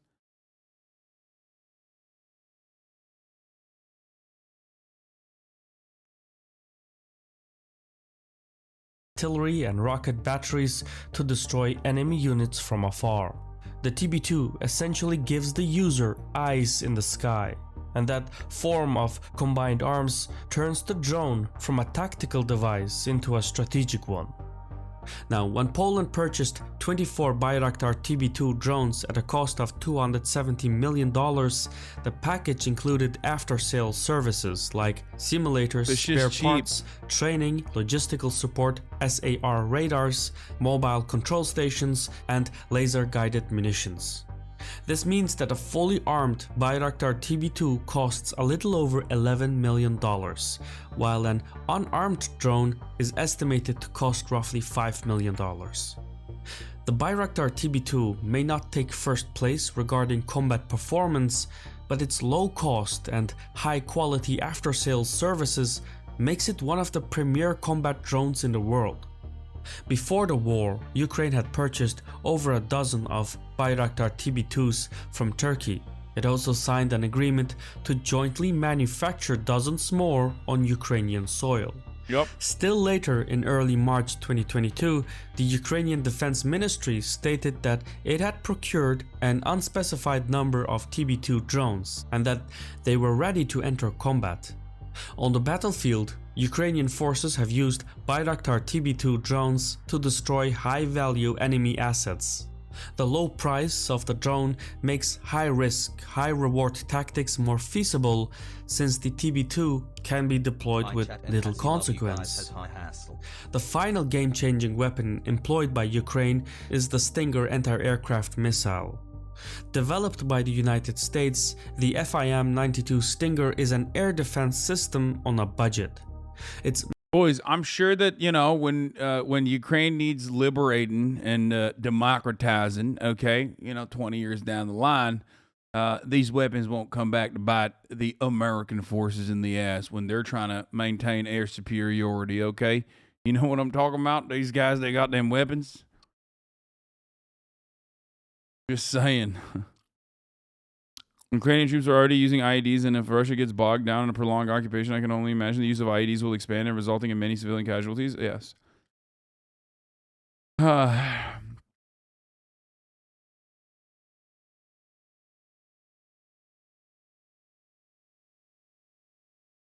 just don't, like, I don't know how people don't think that this is not going to end up in other people's hands. You know what I mean? Like this shit. I mean, it has, and it will, but... man-portable, easy to use, and gives soldiers on the ground the ability to contest the airspace above. The Stinger fires an infrared homing surface-to-air missile that, once fired, tracks to its target autonomously. The missile can reach an altitude of 3.5 kilometers and a horizontal distance of 4 and 8 kilometers. Now, that's not... I mean, this was very effective in, you know, purging the Russian occupation in Afghanistan. Very effective. So, remember that. Not much to go on, but when employed in large quantities and spread over a large area, it is enough to deny air superiority, at least partially. Thus far, Ukraine has received hundreds of Stinger missiles from a host of NATO member states. They've been effective against low-flying aircraft and attack helicopters. Russian aircraft are currently experiencing a shortage of precision-guided munitions and thus need to fly low sorties to deliver unguided rockets to their targets. But by doing so, the Russian aircraft come within Stinger range. As of this writing, Russia has lost 16 aircraft and 35 helicopters. Part of this is undoubtedly the work of Stinger missiles. By the way, these numbers come from the Oryx blog, which uses open source. It's amazing you think America hasn't developed strategies to combat this in the 20 years they've been dropping them to freedom-wanting countries. Yeah, that's true. I mean, or maybe it is a part of America's strategy to just do that and then be like, oops, I guess there's more destabilization. Which only means what we can do is, I don't know, sell more weapons to the other good nations, you know, the European nations that are a part of NATO, therefore, you know, beefing up their security, which is exactly what they're saying currently, by the way. They're literally not even hiding it. They're like excited. They're salivating, okay? The defense industry's dick is so fucking hard right now. To assume that we don't think that much ahead is silly as fuck because the American military runs a protection racket. Okay? And when there's not enough enemies at the gates, you gotta fucking make new ones. Images to complete its listing. You'll find the link in the description box if you want to explore it on your own. Now, the problem of the Stinger, as is the case with the Javelin, is that when procured in large numbers, disarmament becomes difficult. Not all units will be accounted for when things eventually settle down in Ukraine. Okay, buddy, our special forces are more than capable of crashing our own shitty Blackhawks. We don't need Stingers, that's true. Why are you sarcastic when talking about Europe being good nations? Because there's no good or bad nations, dummy. That's like... And Europe is far from a good nation or a bad nation. Christ, dude. Homie like comes in here, listens to me fucking shit on America, and then completely forgets like his own personal history of his own personal country. Except for Moldova, the only good nation. Some stingers will regrettably fall into the wrong hands. And these are weapons with far-reaching geopolitical consequences. Imagine. Listen, bro, we know what anti-aircraft missile systems in the hands of like the wrong people have done. After all, according to at least the Russian government, people in LPR and DPR were able to purchase some anti-air weapon systems. And remember what happened when they fucking aimed it at the wrong thing. You know, passenger planes that get dropped. It does happen. You know, sometimes you just get an anti-aircraft missile system and then you fucking aim it at a passenger flight. So, yeah, big oopsie there, but happens. A stinger being used to shoot down commercial aircraft during takeoff or landing. That is an ominous notion, but one that needs to be addressed. Taken together, it's clear that numbers aren't everything in armed conflicts. Ukraine is proof that smaller militaries are not necessarily doomed when facing a military powerhouse. Javelins, Stingers, and Bayraktars are game-changing weapons that equalize the playing field. They also cause geopolitical rifts whenever they're supplied to controversial places. For instance, when the Stinger was deployed to the Afghan Mujahideen to shoot down Soviet helicopters, it helped tip the balance of power. Now, decades later, that same weapon is once more denying aerial superiority to Russian forces. Javelins. There was a period in which, you know, I guess. Thanks for the stream's hassle. I mean, there's some other people that use it too against, or the same people that used it against, you know, other countries too, but. Stingers and Bayraktars are the types of weapon each country needs to have in its inventory, especially smaller countries. From an economic lens, these are affordable weapons that more than make up for their cost by destroying multi-million-dollar assets. That return of investment is redefining the way nations think of warfare. After all, who would want to be the prey in a world full of hunters? I've been your host Shirvan from Caspian Report. That was incredible. Anyway, we got some other comedian Chris Rock speaking out against the after the Oscars incident. Okay, that was a good video by the Caspian Report, by the way. For those of you who were wondering who had made that video. Oh, Joe Rogan Experience. The aftermath of the Will Smith, Chris Rock, Joe Rogan Experience. I'm going to run this real quick while I go pee. Comedian Chris Rock took to the stage and broke his silence for the first time since being slapped by Will Smith at the Oscars. Rock performed a stand-up show in Boston in front of a sold-out crowd last night. Smith, as you know, is facing disciplinary action from the Academy for hitting Rock on stage after Rock made a joke about his wife, Jada. Jerika Duncan was at Chris Rock's show in Boston. Jerika, lucky you. It sounds like the audience was very glad to see him. What was the reception like? That's right, Gail. In fact, not only were they glad to see him, but they let Chris Rock know that he is loved and supported. It almost, you got the sense that he needed this at a moment where he experienced probably one of the most humiliating moments in television history.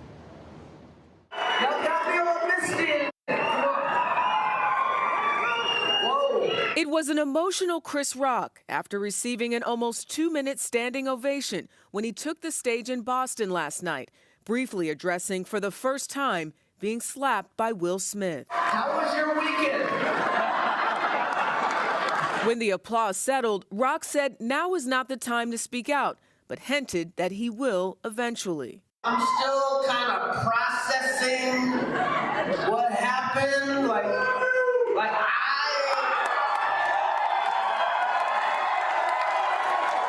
So at some point I'll talk about it.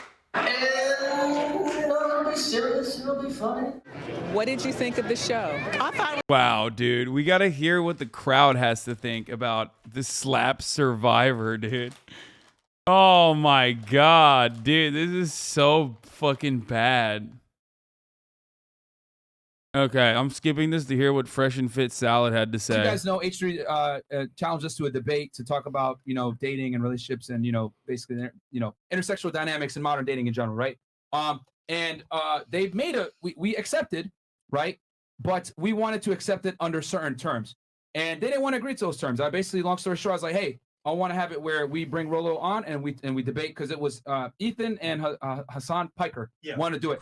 And I was like, cool, we'll definitely do a debate with y'all. Let's do it in studio. Then they're like, no. Want to do these other bits. So I don't know what, like, on Ethan's side, I don't know what's going on. Pretty sure he wants to do the debate. I definitely want to do the debate as well. I think you guys know this. Half a year, damn. I'm not entirely certain on what's going on though. Like, they want to like bring some fucking rando. This guy. COVID and masks and all this other stuff. Are you vaccinated? I was like, okay, all right, never mind. We'll just do it digitally, because that's gonna be a pain. And I said, well, we would like to have Rolo come on. Bro, this homie is balded in front of our eyes, by the way. Like, kind of sad. Use some Rogaine, brother. What the fuck are you doing? Gotten way balder since the last time I saw his fucking videos, dude. What's happening? Like, if you're crowning, Rogaine is pretty good.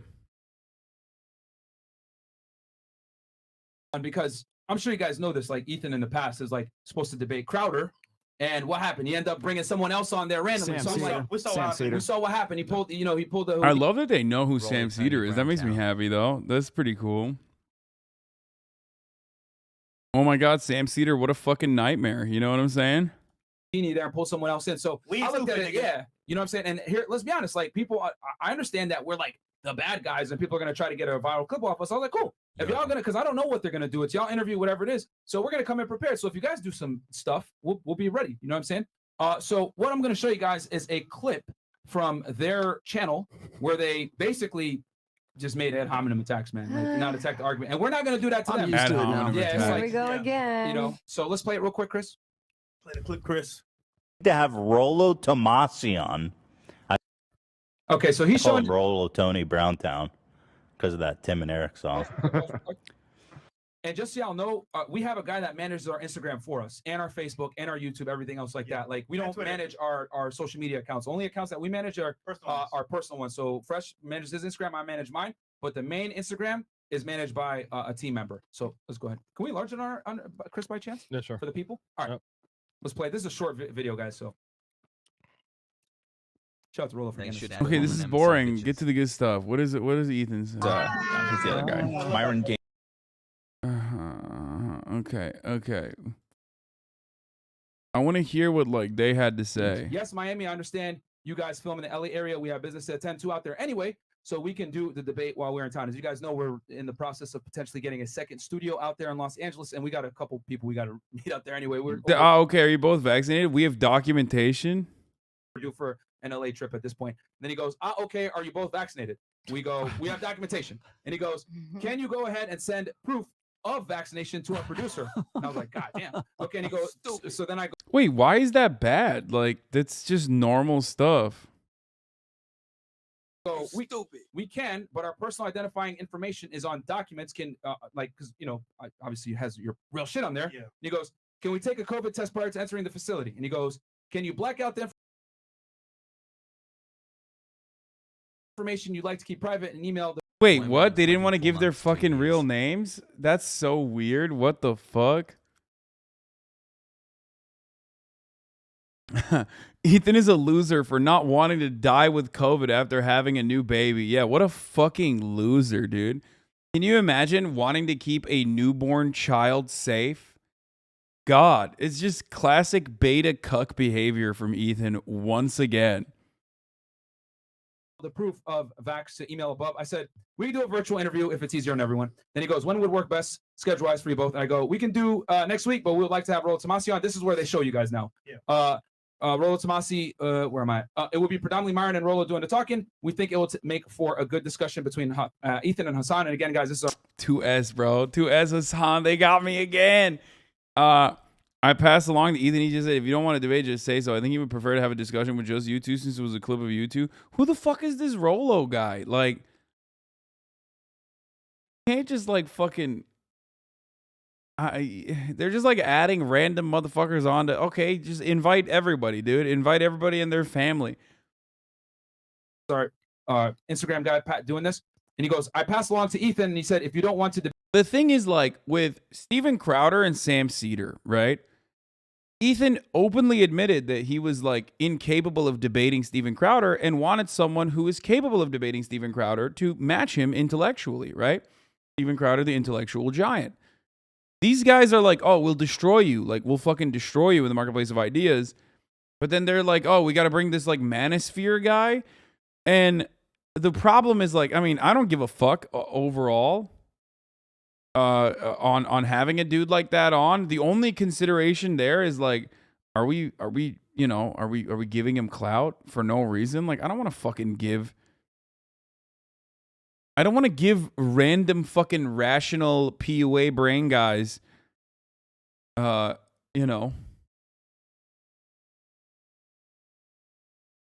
extra clout for no reason.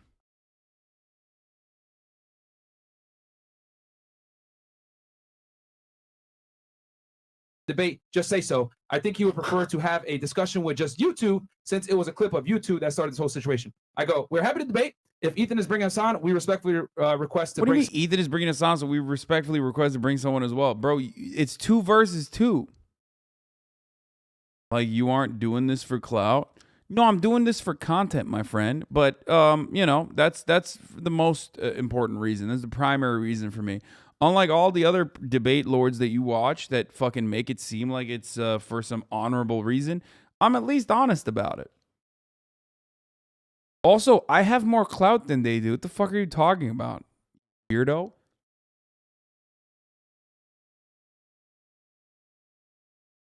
Like, yeah, I fucking really need the fresh and fit incel audience to come over here, dude. It's gonna be sick.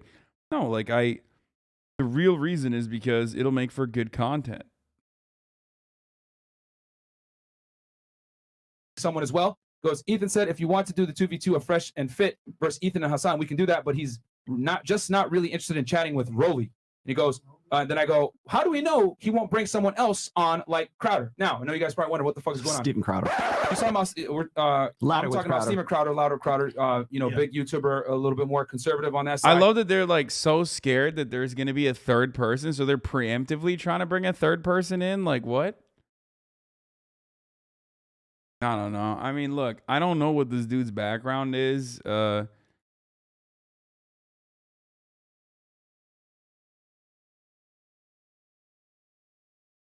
don't know what this dude's background is, okay?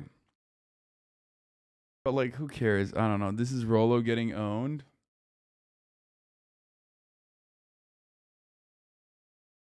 This is called art. This is the legacy and the heritage of the West. This is what men in the West fight and sacrifice and die for. This is victory. Deus Vult. Is there an example of a female sculptor who committed herself to the same level of detail that a man does with a woman? None that come to mind. I know what this is. I've seen this before. I'm just gonna say something here really quickly. This is an iconic own. You should have just researched it. None that come to mind. That sculpture is an act of worship before heaven, and it shows. That sculptor is a Chinese woman, you dork-ass losers. Exactly.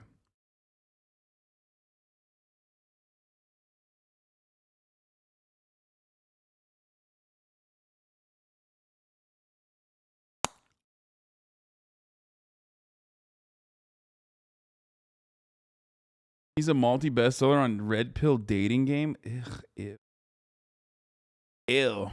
At HasanAbi, will you attend a Fish concert with me this summer? No. Absolutely not.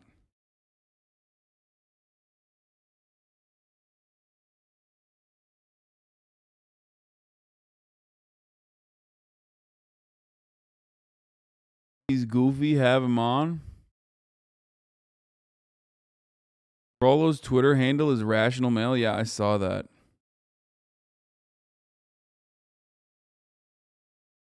My birthday is this Saturday, just saying. The boyfriend of a female cop discovered her having sex with a convicted rapist she was supervising. Only women have hieristophilia, falling in love with murders and criminals, an ugly side of hypergamy. What? Yo, these guys are crazy, dude.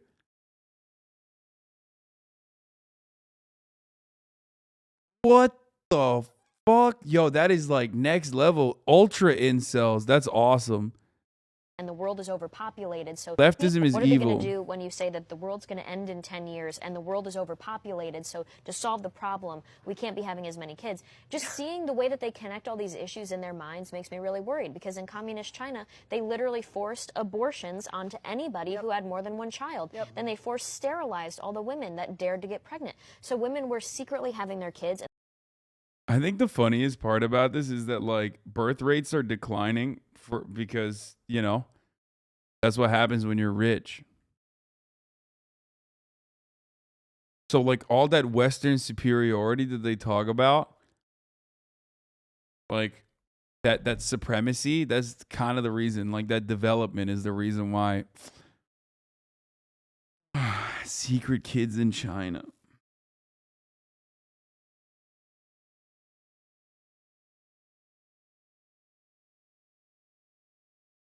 And then keeping the kids in little tents and barns in the countryside. So this is not us like freaking out and creating some hypothesis of what could happen. This is actually what leftist regimes do, especially when they start running out of resources. We now have the Biden food shortage coming, and this is a classic step after leftist policies destroy.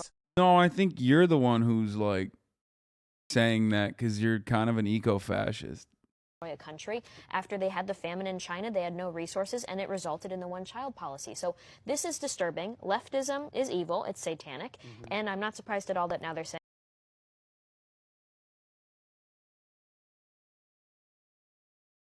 Just like Will Smith's a cuck stuff. Wait, I don't want to fucking free scroll on the psycho's profile. What is this? Woman's employment giving them a false sense of security. Oh, he's just like showing a video of a woman getting beat up. What is this?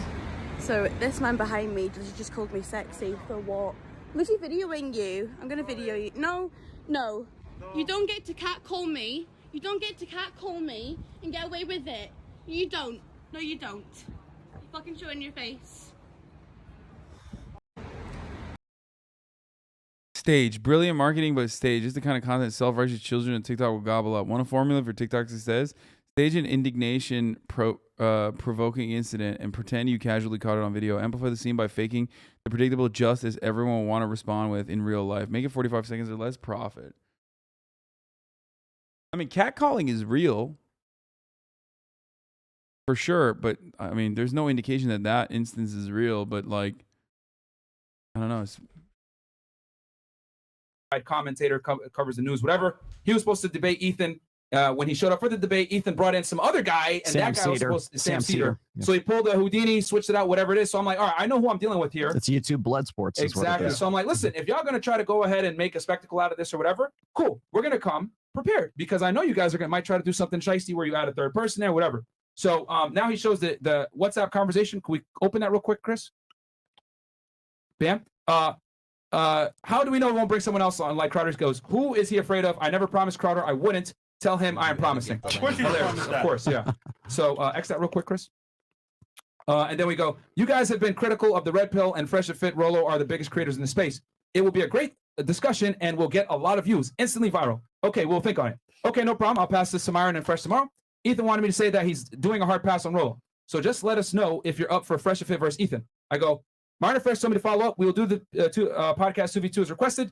We can do the week or the next, this week or the next. If so, we will begin promoting it to build anticipation. This will be big if we market it right. Even though debates can get heated, we don't take anything personal, just business. Let us know so we can lock a day ASAP before March gets hectic, which it is already starting to get hectic. And then he doesn't respond. I go, okay, is Ethan backing out of?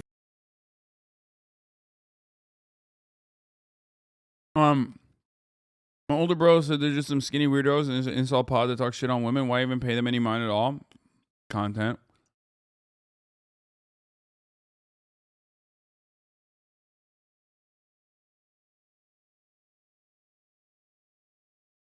Could go in Hassie less than 3. It'd be fun. And like maybe convert a couple fucking weirdos. I mean, they make content like this. Should women be submissive to every guy they meet? Question what you just said. So I would love to have a convo with these fucking dudes, you know?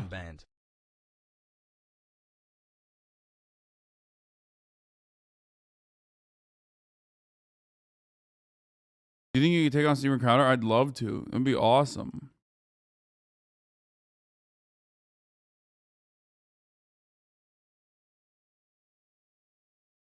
I think the whole point of Ethan not wanting this loser on is he's definitely going to be leading the conversation and nobody gives a fuck about him. We want to see Fresh and Fit expose how fucking dumb they are.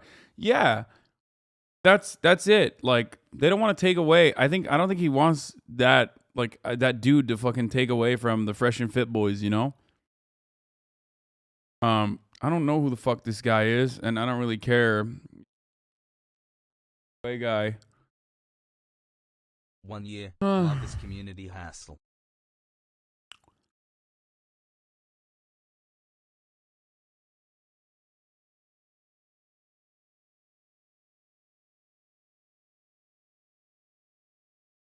Have you watched Crowder dunk by the RS guy? Oh, new Michael Reeves just finally came out.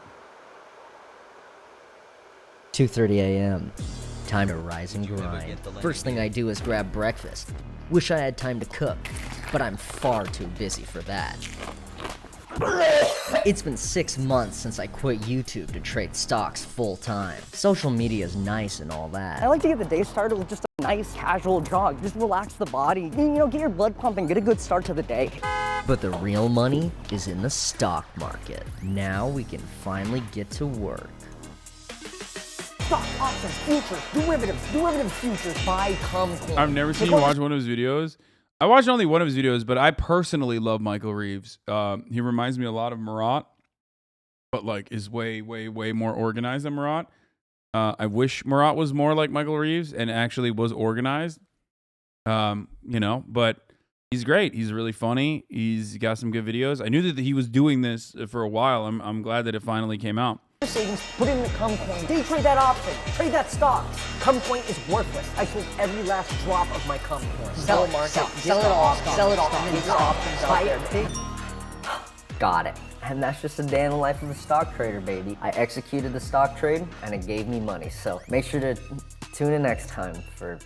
Listen, I don't know how to trade stocks, man. I lost all my money on Robinhood. I had no idea what I'm doing. If only there was something that could trade stocks for me.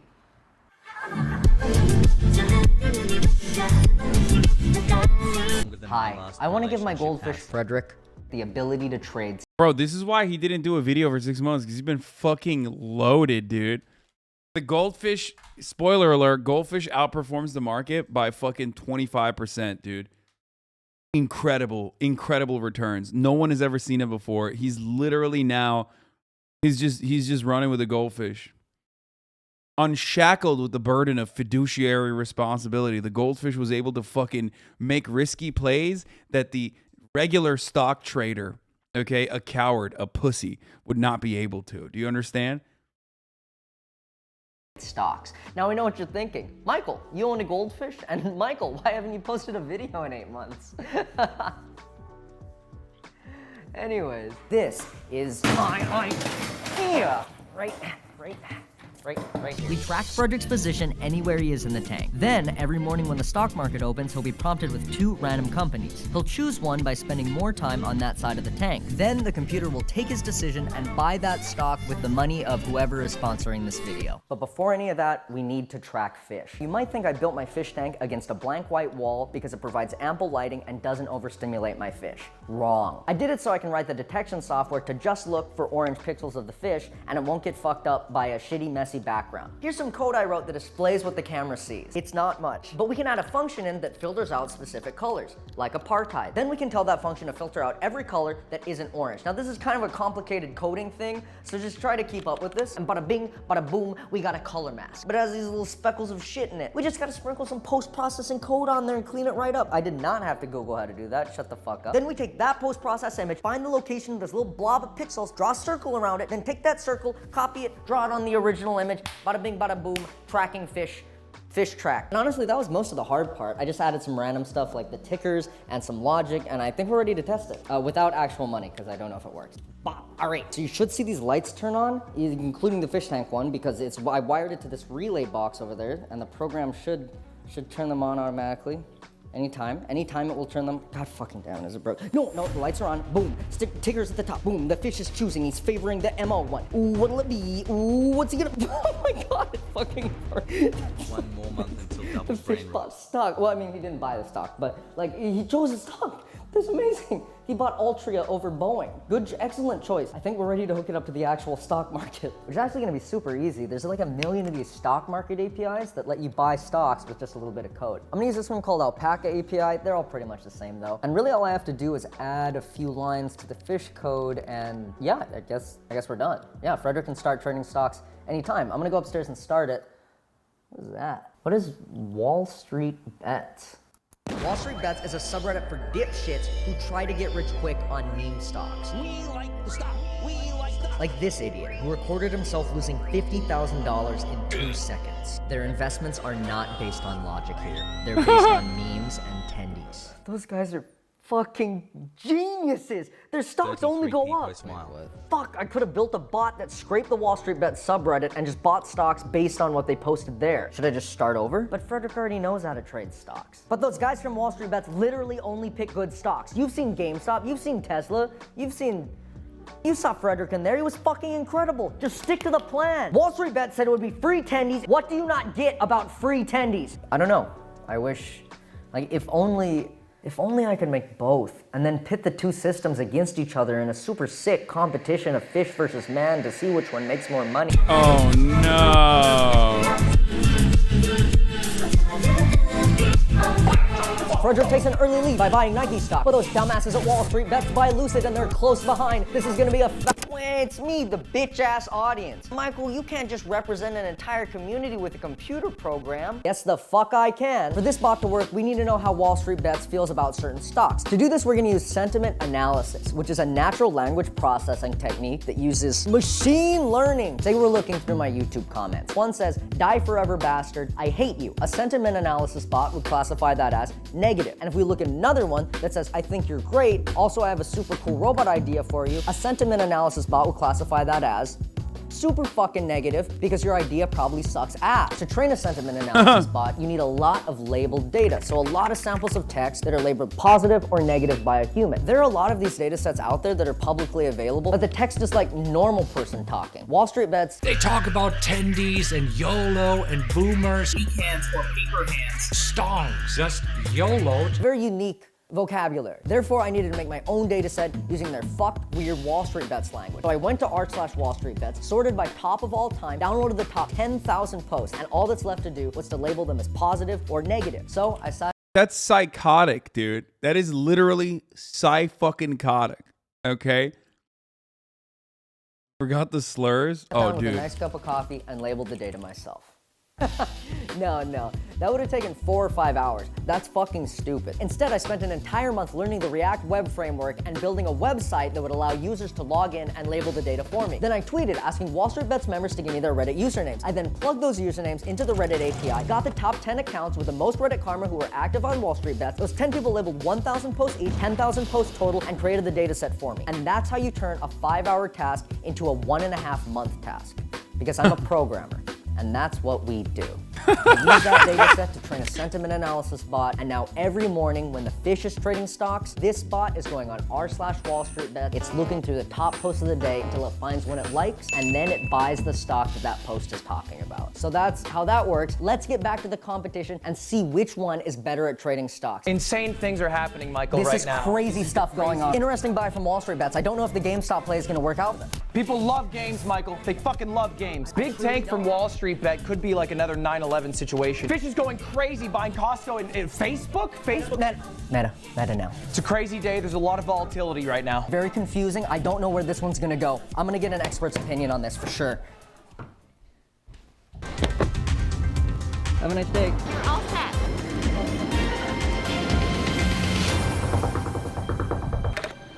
Hey! This is Graham Stephan. He does financial investing videos and is also rich as Oh no, come on. So you do money. Yeah. You have money. I came to ask you questions. I'm gonna give you 2 portfolios. I just want you to look them over. Which one do you think is better? Okay. Portfolio 1's interesting. Now portfolio 2. Okay. We got a lot of the memes here. The market's been down. Pretty much everything has been down the last 3 months. Yeah. But if I were to, I would feel way more comfortable with the first one. What if I told you that an algorithm has picked all of these stocks? I would believe it. I'm gonna give you the performance. Wow, the algorithm has performed. Now, this is only over 3 months. For the portfolio 1 is managed by Frederick. This video is about investing. So like maybe giving viewers an opportunity to invest into a fund that is managed by my fish. So it's a fish. Yeah. I'm back. Things have been going crazy. What did Graham say? His money is on the fish. Peaks and the valleys for Wall Street's bets. It's better than bigger than anyone. They can win. But Graham's money is on the fish. I fucking hate you, Graham Stevens. Big fall. What the fuck was that? What was that? Huge. It's not looking good for Wall Street bets right now at all. What is that? What is that? This could be it. It's climbing. It's the comeback. It's climbing. It's to the moon. It's gonna break through, bro. It's gonna fucking break through. Oh, it fucking died. The fish won! Let's go back! Let's fucking go, Frederick! Fuck you, Wall Street bets! Get shit on by a fish! Fucking go! That settles it. Fish is the superior technology. So that's it, right? No. I think I can use this fish technology to create a legitimate business. I've been working on a startup proposal for the last couple of days, and I have a meeting set up to try and get some investors. So I'm gonna... It's like a venture capitalist startup meeting. Except it wasn't that at all. It was like this weird fucking hype house for startup founders. So each one of these people has started their own company, and the... Oh, I'm dying. What? How did Michael Reeves end up spending time with like all of the absolute worst of the worst? Management has allowed me to pitch my startup idea to And them. yes, I mean Ludwig in that. That's what I'm talking. When I say worst of the worst, I mean Ludwig. Hello, everybody. Ew. My name is Michael. I'm here representing Reefly. It's a small fintech startup. You've seen it all happening already. Articles like this. A lot of inexperienced people are losing money in the stock market. That's where Reefly fits in. We have a couple of algorithms going. WSB, mainly sentiment analysis. The second, Fish, tracks analyst movements. WSB is performing well below market average, but Fish is outperforming the NASDAQ by some 13% last quarter. Honestly, the main reason I'm here is because of the performance of that Fish technology. It's performing very well, but generally, we think it can be performing even better. Pretty sure it comes down to a few things. Tank health, clarity, like of the water. We're probably gonna be improving food and like better filters in general. Oh, I already covered that. We need to know how long the fish can perform. Looking into the data, the lifespan of this species is generally around 8 to 12 years. We think that with better water parameters and more attention to the food, we can get it up to an outlier of 20 plus years. The fish name is Frederick, and that, thank you. Do you have any questions? I have a lot of questions. So the fish is determining your stock picks? Yeah, it's fish. It's fish is the idea. So we've got a front-facing camera. The fish is prompted with 2 stocks. Whichever side it spends more time on, just that stock. Do you have any more questions? You know, not everyone can see the vision, and that's okay. I'm not. It's not like I'm mad. I'm not mad or anything. The best thing about VCs is that they literally cannot tell when you're making fun of them. Yeah. Those guys aren't even VCs, by the way. That's even worse than VCs. There's like LARPing VCs on TikTok. Fuck! Why don't they understand? Fuck! I guess the world just isn't ready for this technology. All I wanted to do was get super fucking rich. But maybe I don't deserve it.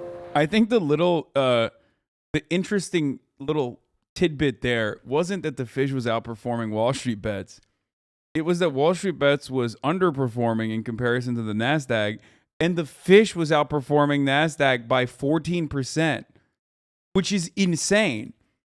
And also, ultimately goes back to how much luck is involved in this process and how much of a fucking educated gamble it is.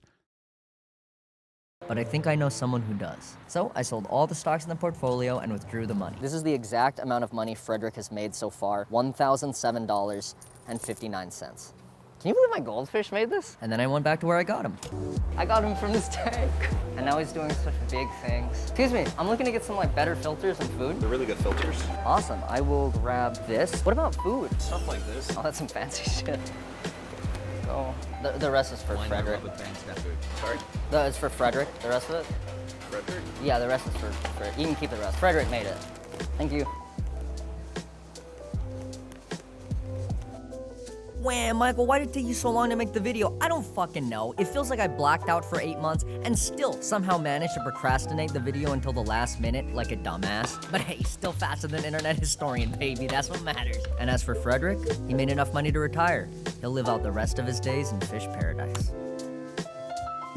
That's the end of the video. Thank you for watching. If you liked it, you can subscribe so you can catch my next upload in 2025. Shout out to Frederick for making this possible. Shout out to God, Jesus, Catholic Jesus. Oh, I made this poster for myself using the data from Frederick versus Wall Street bets because all the graphs needed to be in 8K, so why not? I figured I may as well sell it, so if you want it, you can have it, and if you don't want it, you do not have to get it. It is fucking gargantuan though. It's like my height. I mean, I'm a short fucking person, but like it's still a gargantuan poster. It's like 5 feet long. It has all the brands and when they were bought by like who at the exact times. Motherfucking fish paid for his house and I can't? Yeah, dude, that's why you gotta do stock trading, baby. Stonks.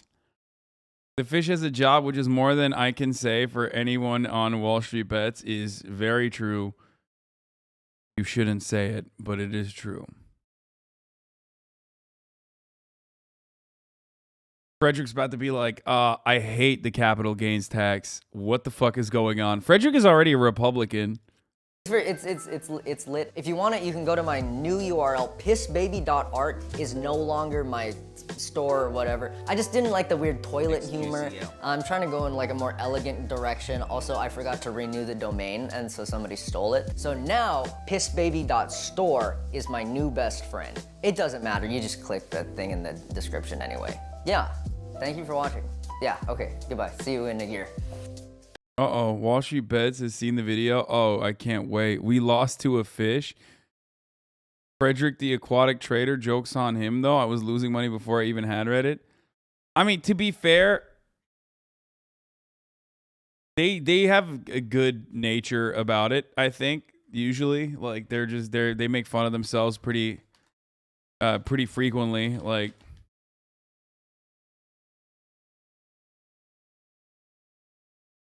they have a sense of humor, a better sense of humor usually than the fucking freaks over at like r/neoliberalism.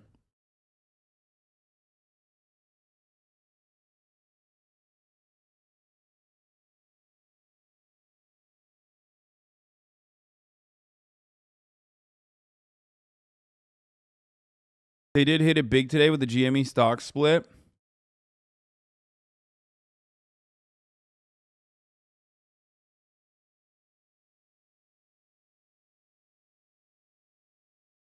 Why did you say delete VOD? More money than I have in my 27 years of existence. I'm going to video game myself one day. My friend got very lucky with his first couple trades, which gave him a lot of confidence. Now he's down 20K.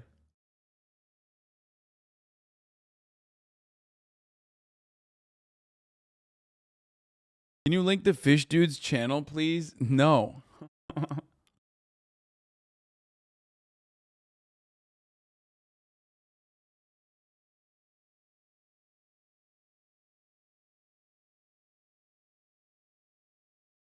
Oh, it's Michael Reeves. Oh, I thought you meant...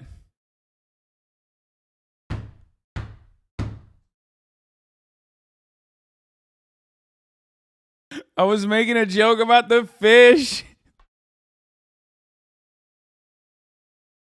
Like the fish doesn't have a channel.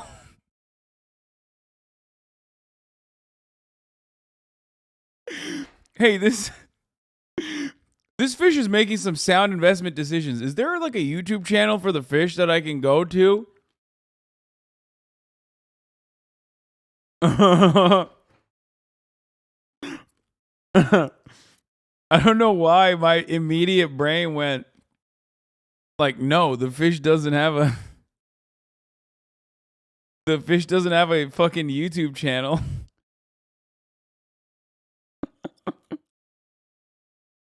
Oh man. Sir, can you please put me in contact with this fish? What is this?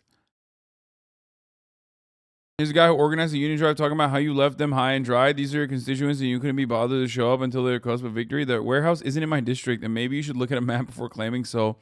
One scheduling conflict aside, we've requested oversight investigations in the Amazon, met with Amazon workers in the Woodside warehouses and more. Hope you do more due diligence next time. Not one member of the squad showed up. They all ghosted Chris, and this isn't just another event. It was the most substantial worker-led organizing effort at one of the most powerful companies in the world. They all had excuses for all that many months of this organizing drive. Wait, what?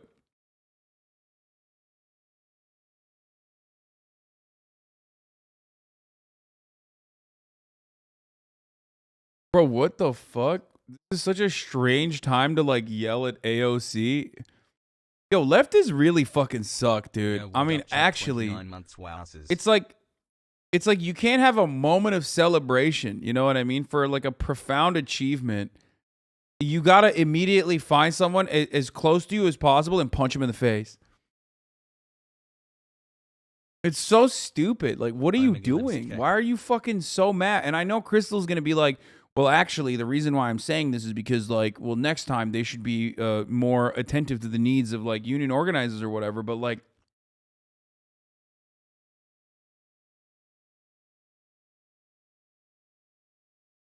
Hi, your friendly neighborhood non-financial advisor. Stock dividends are what historically is this? very bullish Shaking for my head. price AOC, that's action. terrible. Workers from your GME is district going definitely to the commute to moon Staten Island. warehouse, I know them personally. Maybe you should do your due super strong, diligence, never says Christian Smalls. Wait, isn't this the guy? What's his face? I've covered this dude before. This dude literally got fucking fired. Like, this dude's badass as shit.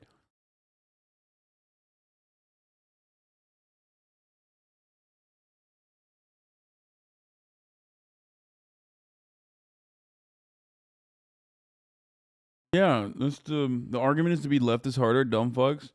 Yeah, he's the one who organized it. Yeah. I mean, good on him. He's awesome. From one union organizer to another, what exactly is gained by taking shots at allies publicly? They're not allies if they aren't fighting with you. No one's even accusing AOC of being against them. They're just complaining she did not show up enough to help them. She led congressional investigations into Amazon's labor practices.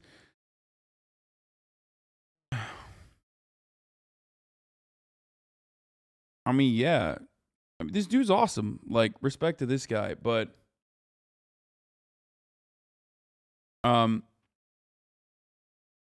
has raid less than 3. this is the guy that Amazon called fucking inarticulate, right? Holy shit, what a fucking power move, dude. Oh my god, that's so awesome.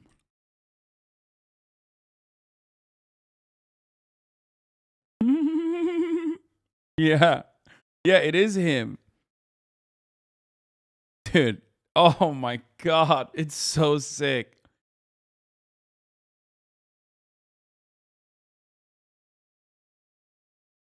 Honestly, wasn't the Alabama drive a failure in part due to national attention it received? I think Lib Bizzle spoke to you about it too. A little bit.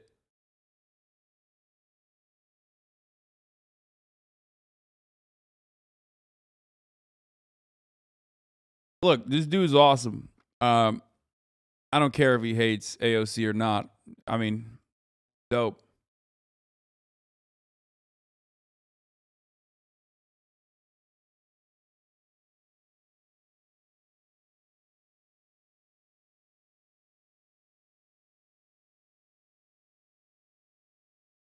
But I don't think he's a fan of mine, probably. I wouldn't. If he's like aggressively using this as an opportunity to fucking yell at AOC, I would suspect that he's probably really into content creators that are not necessarily fans of mine, which, by the way, don't give a shit. He still did an incredible job. Don't care. He's awesome.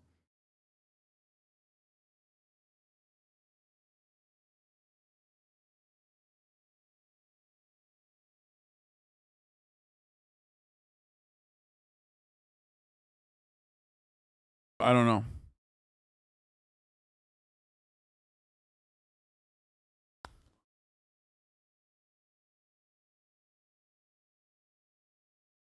Man, hate AOC. It sends up red flags for me. No. Also, come on, guys. This is literally the idea that, like, the idea that, like, fucking AOC is, like, in the pocket of Amazon. He is from Jersey, though, which is an L. I know. That is true.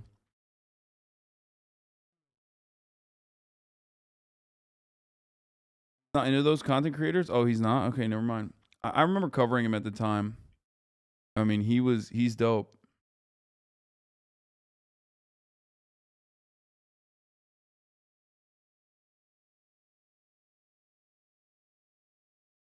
Aren't you from Jersey? No. Shut up. Shut the fuck up. So, for saying that, I will ban you for saying lies like that.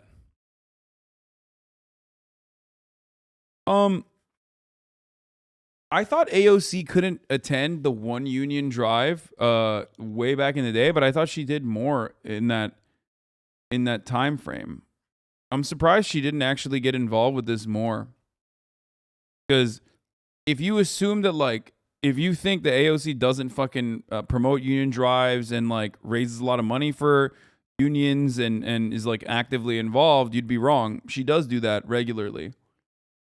How does it feel knowing that Katie Porter can slam dunk, but you can't?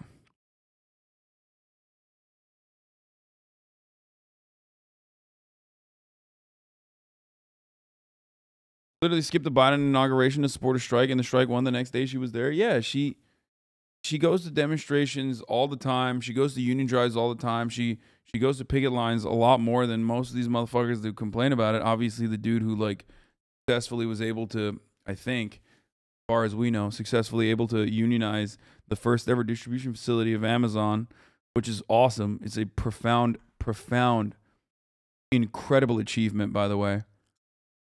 But yeah.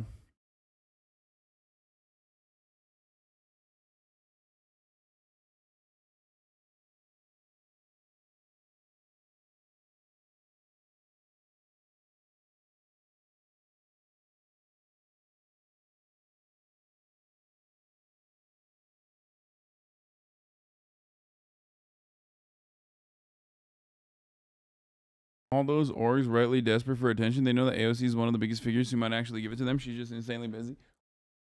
Yo. Yeah.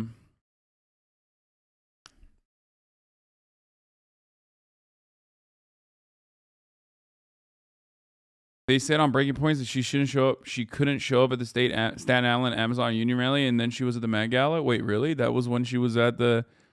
Yeah, that's not good. If that's the case, that's really bad. But the Met Gala was a month later. Yeah, what? Okay, I don't know. I don't know which union drive they're talking about, but I think they requested, if I'm not mistaken, they asked for her to show up to one, and then she didn't, and then they got mad. AOC canceled on Amazon union activists when needed her, telling them she's not doing public appearances anymore. Dude, AOC is not anti-labor union. Please don't do this. This is so stupid. Oh my God. Ay, ay, ay. Come on, guys. Like, there's plenty to criticize her over. Her foreign policy is not great, obviously. But it's just like, imagine not even having a fucking dub. Somewhere in the thread, AOC Savard said it was a security issue. Like, this is like a gigantic fucking dub. And the first goddamn thing in this moment is to, like, attack brain rot is real. one of the more leftist or left adjacent, sympathetic to the left politicians. Like, that's crazy to me.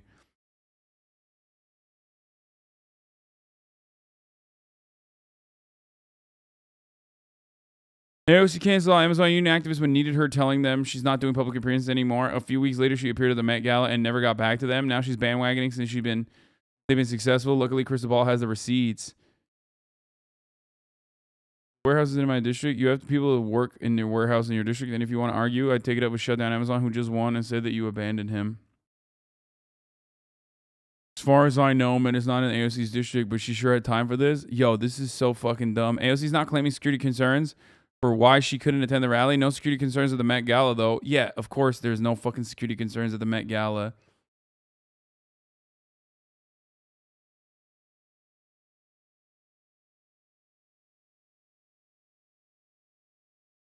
Obviously, no shit. What the fuck? Are these people stupid? Clearly, there's no security concerns at the Met Gala.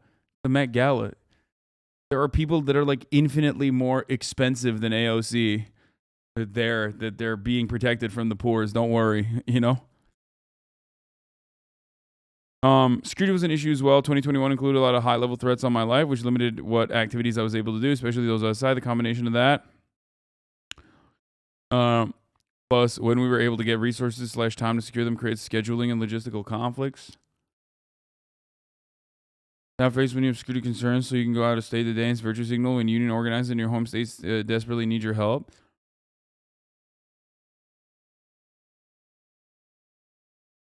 Yeah, I don't give a shit.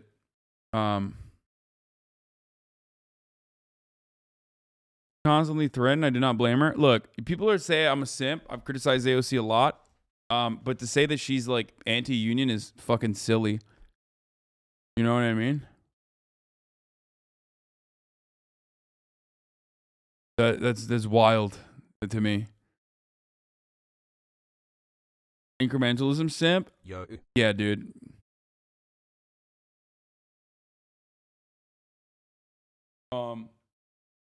I'm surprised that she didn't show up to this, but more importantly, I'm surprised that she didn't show up to this because she usually does show up to shit like this, like all the time.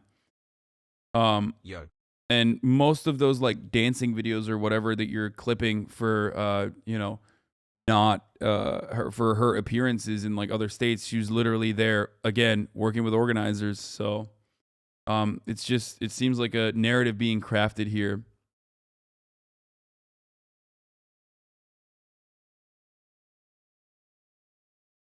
But who knows? It's a weird thing. Just celebrate the fucking dub. What a strange thing.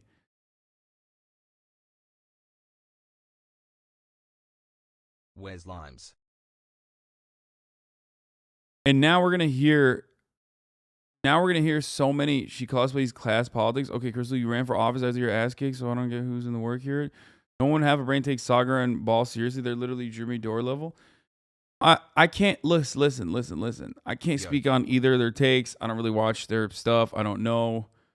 But like to say that AOC is not pro-union is silly as fuck, considering that she has helped with union organizing efforts regularly. She's helped with union organizing efforts regularly since then. I mean, okay, so what's their point? What does it matter? You know, it's when you say they're actively calling out their politicians to do more for their constituents. Agreed. It's a good thing to put them under the microscope in their lack of action. Also agreed. But if you're also using this as an opportunity to cut a narrative that like AOC is not actually pro-labor union, then you're wrong. And the reason why I say that is because it's demonstrably false. And it's also being conducted, this operation, this narrative is being crafted by and will be advanced later in the upcoming fucking few days if I know the news cycle, because they love taking shit like this at face value, will literally be uplifted by right-wingers and also liberals, like anti-left liberals. So, yes, she fucked up by not showing up to this union drive. I'm not going to run defense for that at all. But if you think that she hasn't literally fucking routinely gone out and worked with other labor organizers, Starbucks union labor organizers, shit like that, is silly. Tomorrow, Stunlock unlocked, by the way. There you go. Twitter leftist politics gives crabs in a barrel, and it's annoying that we get you want to bring her down because she's like this, so transparent. I mean, yeah.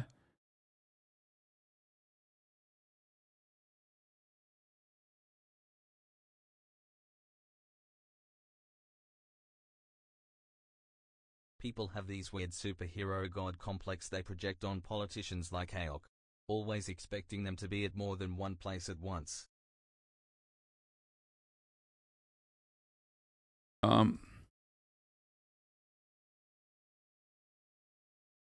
It's so stupid to take away the conversation away from like an incredible unionization effort that literally succeeded. I don't know what else to say other than like, you know, celebrate Christian Smalls, fuck Amazon, and let's see how we can like recreate this exact same thing that occurred elsewhere, rather than like using this as a fucking launching pad to be like, yo, fuck you, AOC, you fucking suck.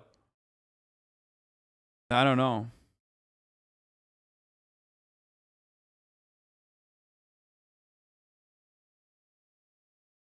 Hey Gaming Frog here. Can't Hayok use the mimic tier? Now the conversations about this drama and not the achievements made, it's so frustrating. Yeah.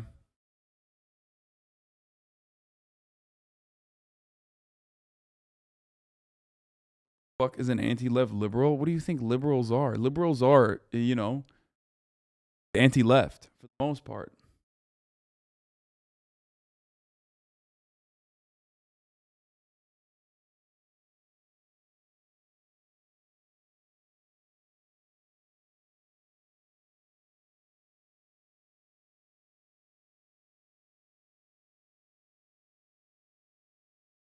I'm working at a sorts center over the West Coast, and I'm really hoping this Amazon unionization spreads like wildfire over there.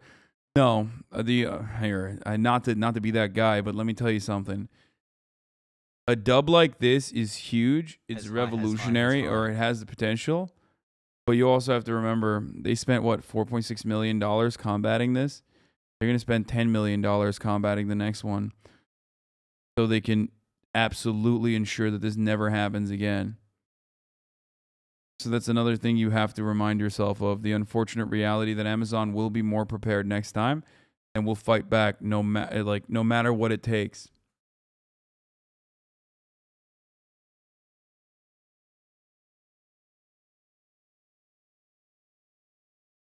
And Bessemer, Alabama lost again, by the way, which is crazy.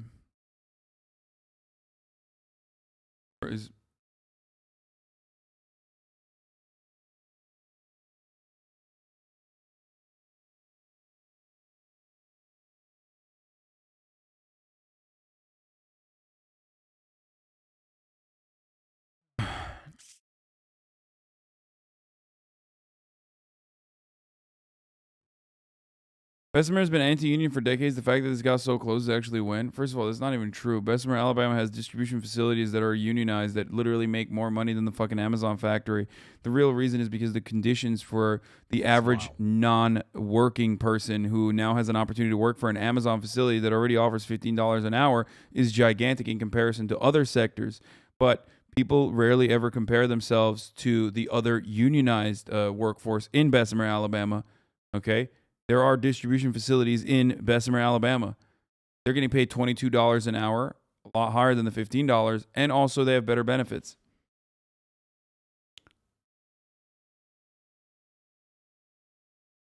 You know?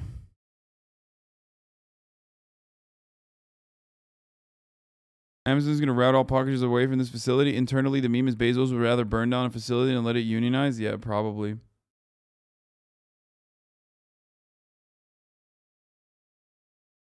Would it be possible for Amazon to shut down the warehouse and move it to a different place in Long Island that isn't unionized?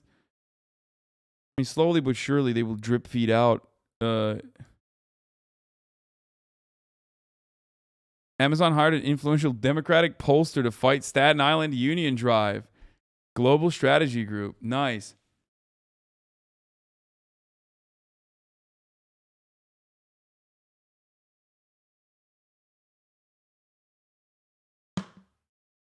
There you go. You were asking anti-left liberals. There you go.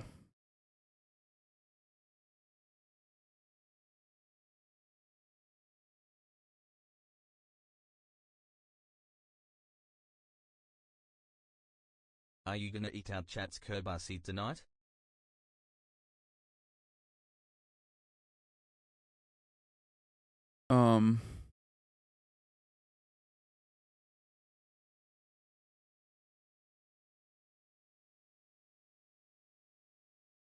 What if Amazon takes the nuclear option, immediately closing this unionized facility to build a new one nearby? They would be reviled even more, but I doubt they care.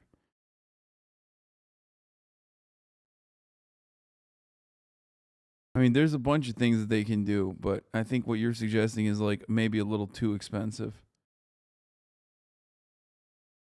Are you okay? No, I'm tired. I don't know. I just got hit with a wave of being tired all of a sudden out of fucking nowhere. Sad how conditions have to become terrible in order for workers to finally unionize.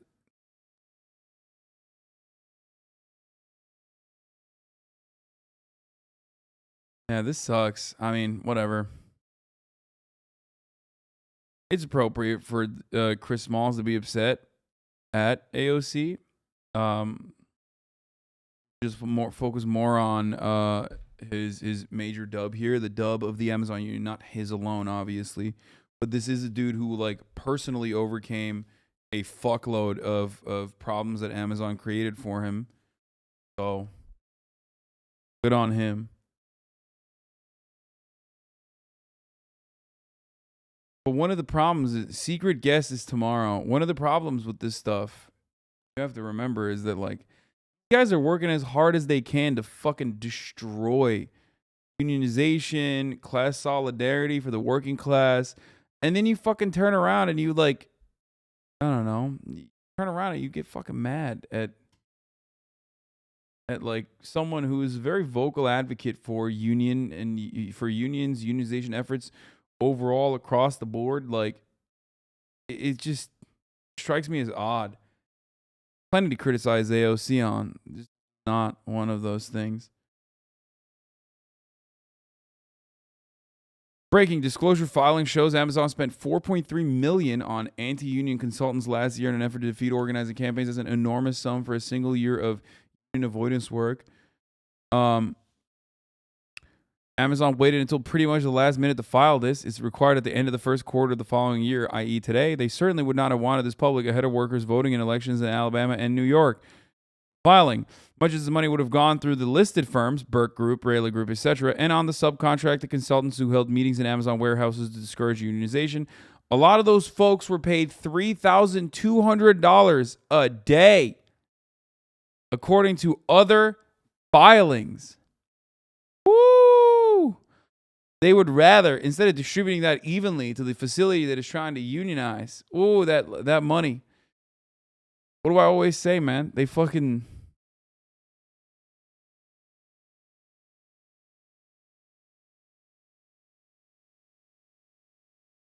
They'll spend millions of dollars on outside labor lawyers, union busting ass lawyers, rather than give you a crumb of that. Oh man.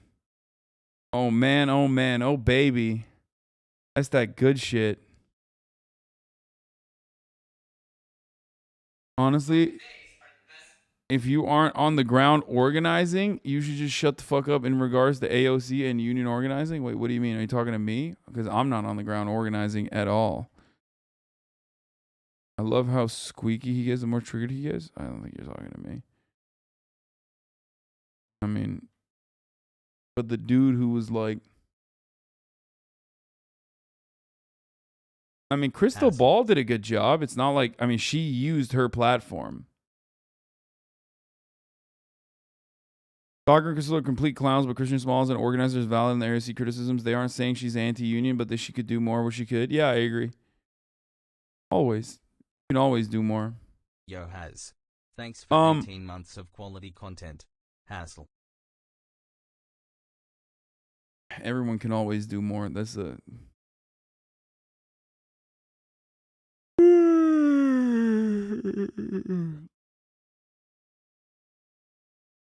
I don't like your content.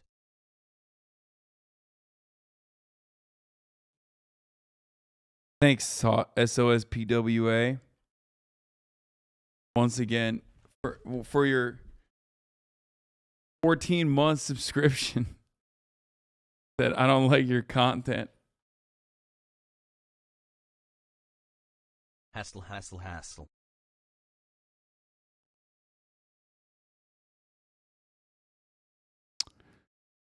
Okay. One thing I'll add This shows a pretty obvious problem with the discourse, with the disclosure law. This is pertinent information for Amazon workers to know as they consider unionization. And here, several thousands of them will be learning about it after they cast their ballots in the union elections. Yeah, me neither. Shiz smoke like miss. Yeah, that'd be nice. Okay, I wanted to show you this. Gopnik posed a self-help guru. I can get behind. Let's see. Nothing. Do nothing. Your job not care about you. Your boss not care about you. Nobody giving a fuck. Tomorrow you are getting hit by bus and dying. Your job forgetting you putting someone else to do for your job. Do nothing at every possible moment. But if you have to do something, do absolute minimum. But it is most preferable to do fuck all. Sleep in.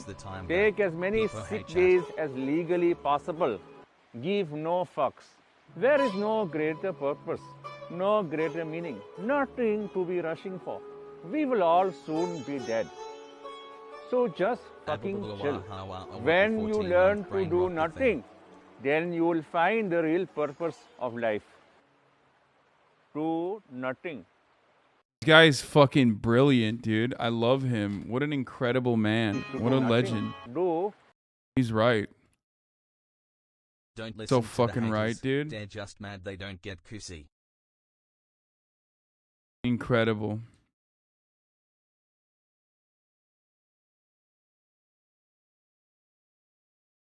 Bobby Wagner joined the Rams. How does that make you feel? Who the fuck is Bobby Wagner? What is the Rams? Is that the Los Angeles football team? I don't care.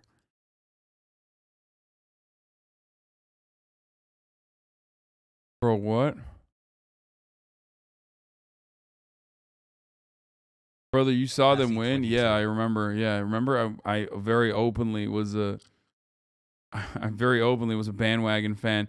Damn Super PAC ads in Arizona offer a preview of the party's pitch for the 2022 midterms. One touts Biden signing a historic middle-class tax cut that has expired. Another says Biden got handed a bag of garbage and is doing the best he can. How does that make you feel? That's awesome. Taking care of people. He's working to keep costs down. Because of Joe Biden, people are hiring again. Local businesses hire people. We're not there yet, but the comeback has begun, and Joe Biden deserves a lot of credit. When people have more... Dude, Republicans used to be the fucking party of, like, you know, big business, that they claimed that they were the party of the middle class, like small business owners, right? Why are Democrats just completely avoiding being the party of the workers and are now, like, literally just also the party of the, you know, small business owners? Time for the brain rot to start setting in court. I guess part of it is because, like, they just vote. You know, workers don't fucking vote and they've completely given up. Oh man, they're gonna get so ass fucked. It's gonna be terrible. Sorry you had to figure it out this way, brother. I'm really sorry you had to figure it out this way, brother. Chat is here to support you while you Average accept male this. height in Europe, 2022 in centimeters. Okay, I'm literally taller than the average male in all of these countries. Who cares? I'm 193, so...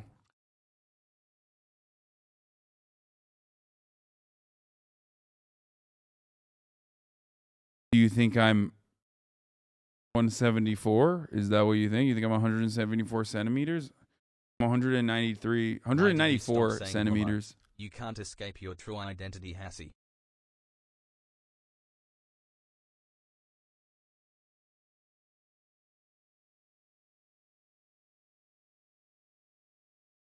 What the fuck? In centimeters, not inches, eh? Yeah, because that's normal.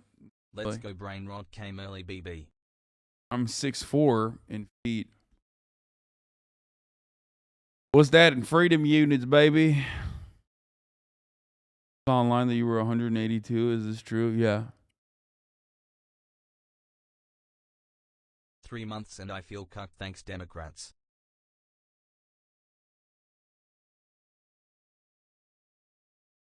Yeah, this shit's gonna be poggers, dude. I forgot to talk about Ossetia trying to fucking join Russia. Don't care about Chris Rock. Crowder confronted. Don't care about any of that. Any progress pics? Has he started working out? Not yet. Not yet. It'll come. Don't worry. Fucking worry about it, brother.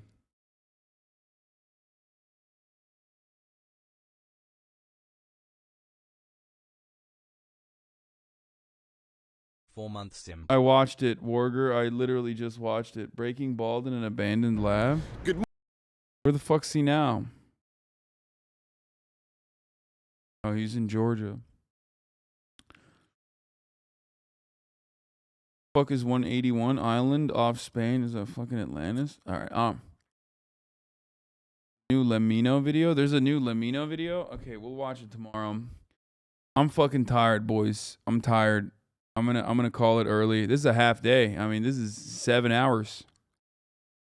7 hours, dude. What? That's crazy. It's 6 p.m. What's happening? It is Lil Krish, can you please unban me? I have rehabilitated and it has literally been years. I am not a kid anymore.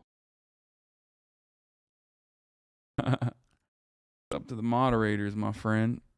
Nobody else. God can judge you. Only moderators can judge you, my friend.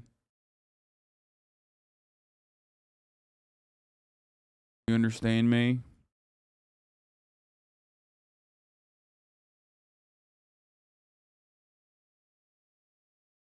Okay. Maybe one day. Maybe one day, little Krish.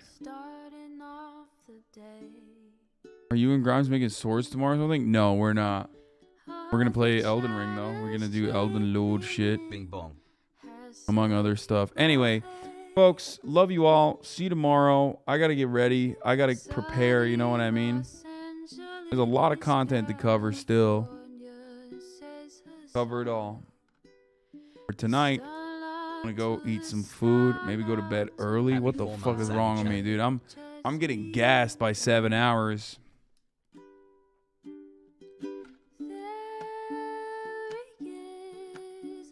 Anyway, see you guys tomorrow. Peace.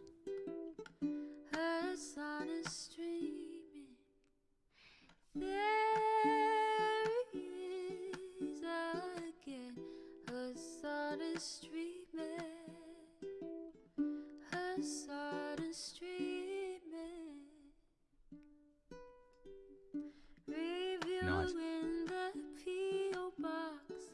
Uncle Uger's face. Sudden discord at your prop.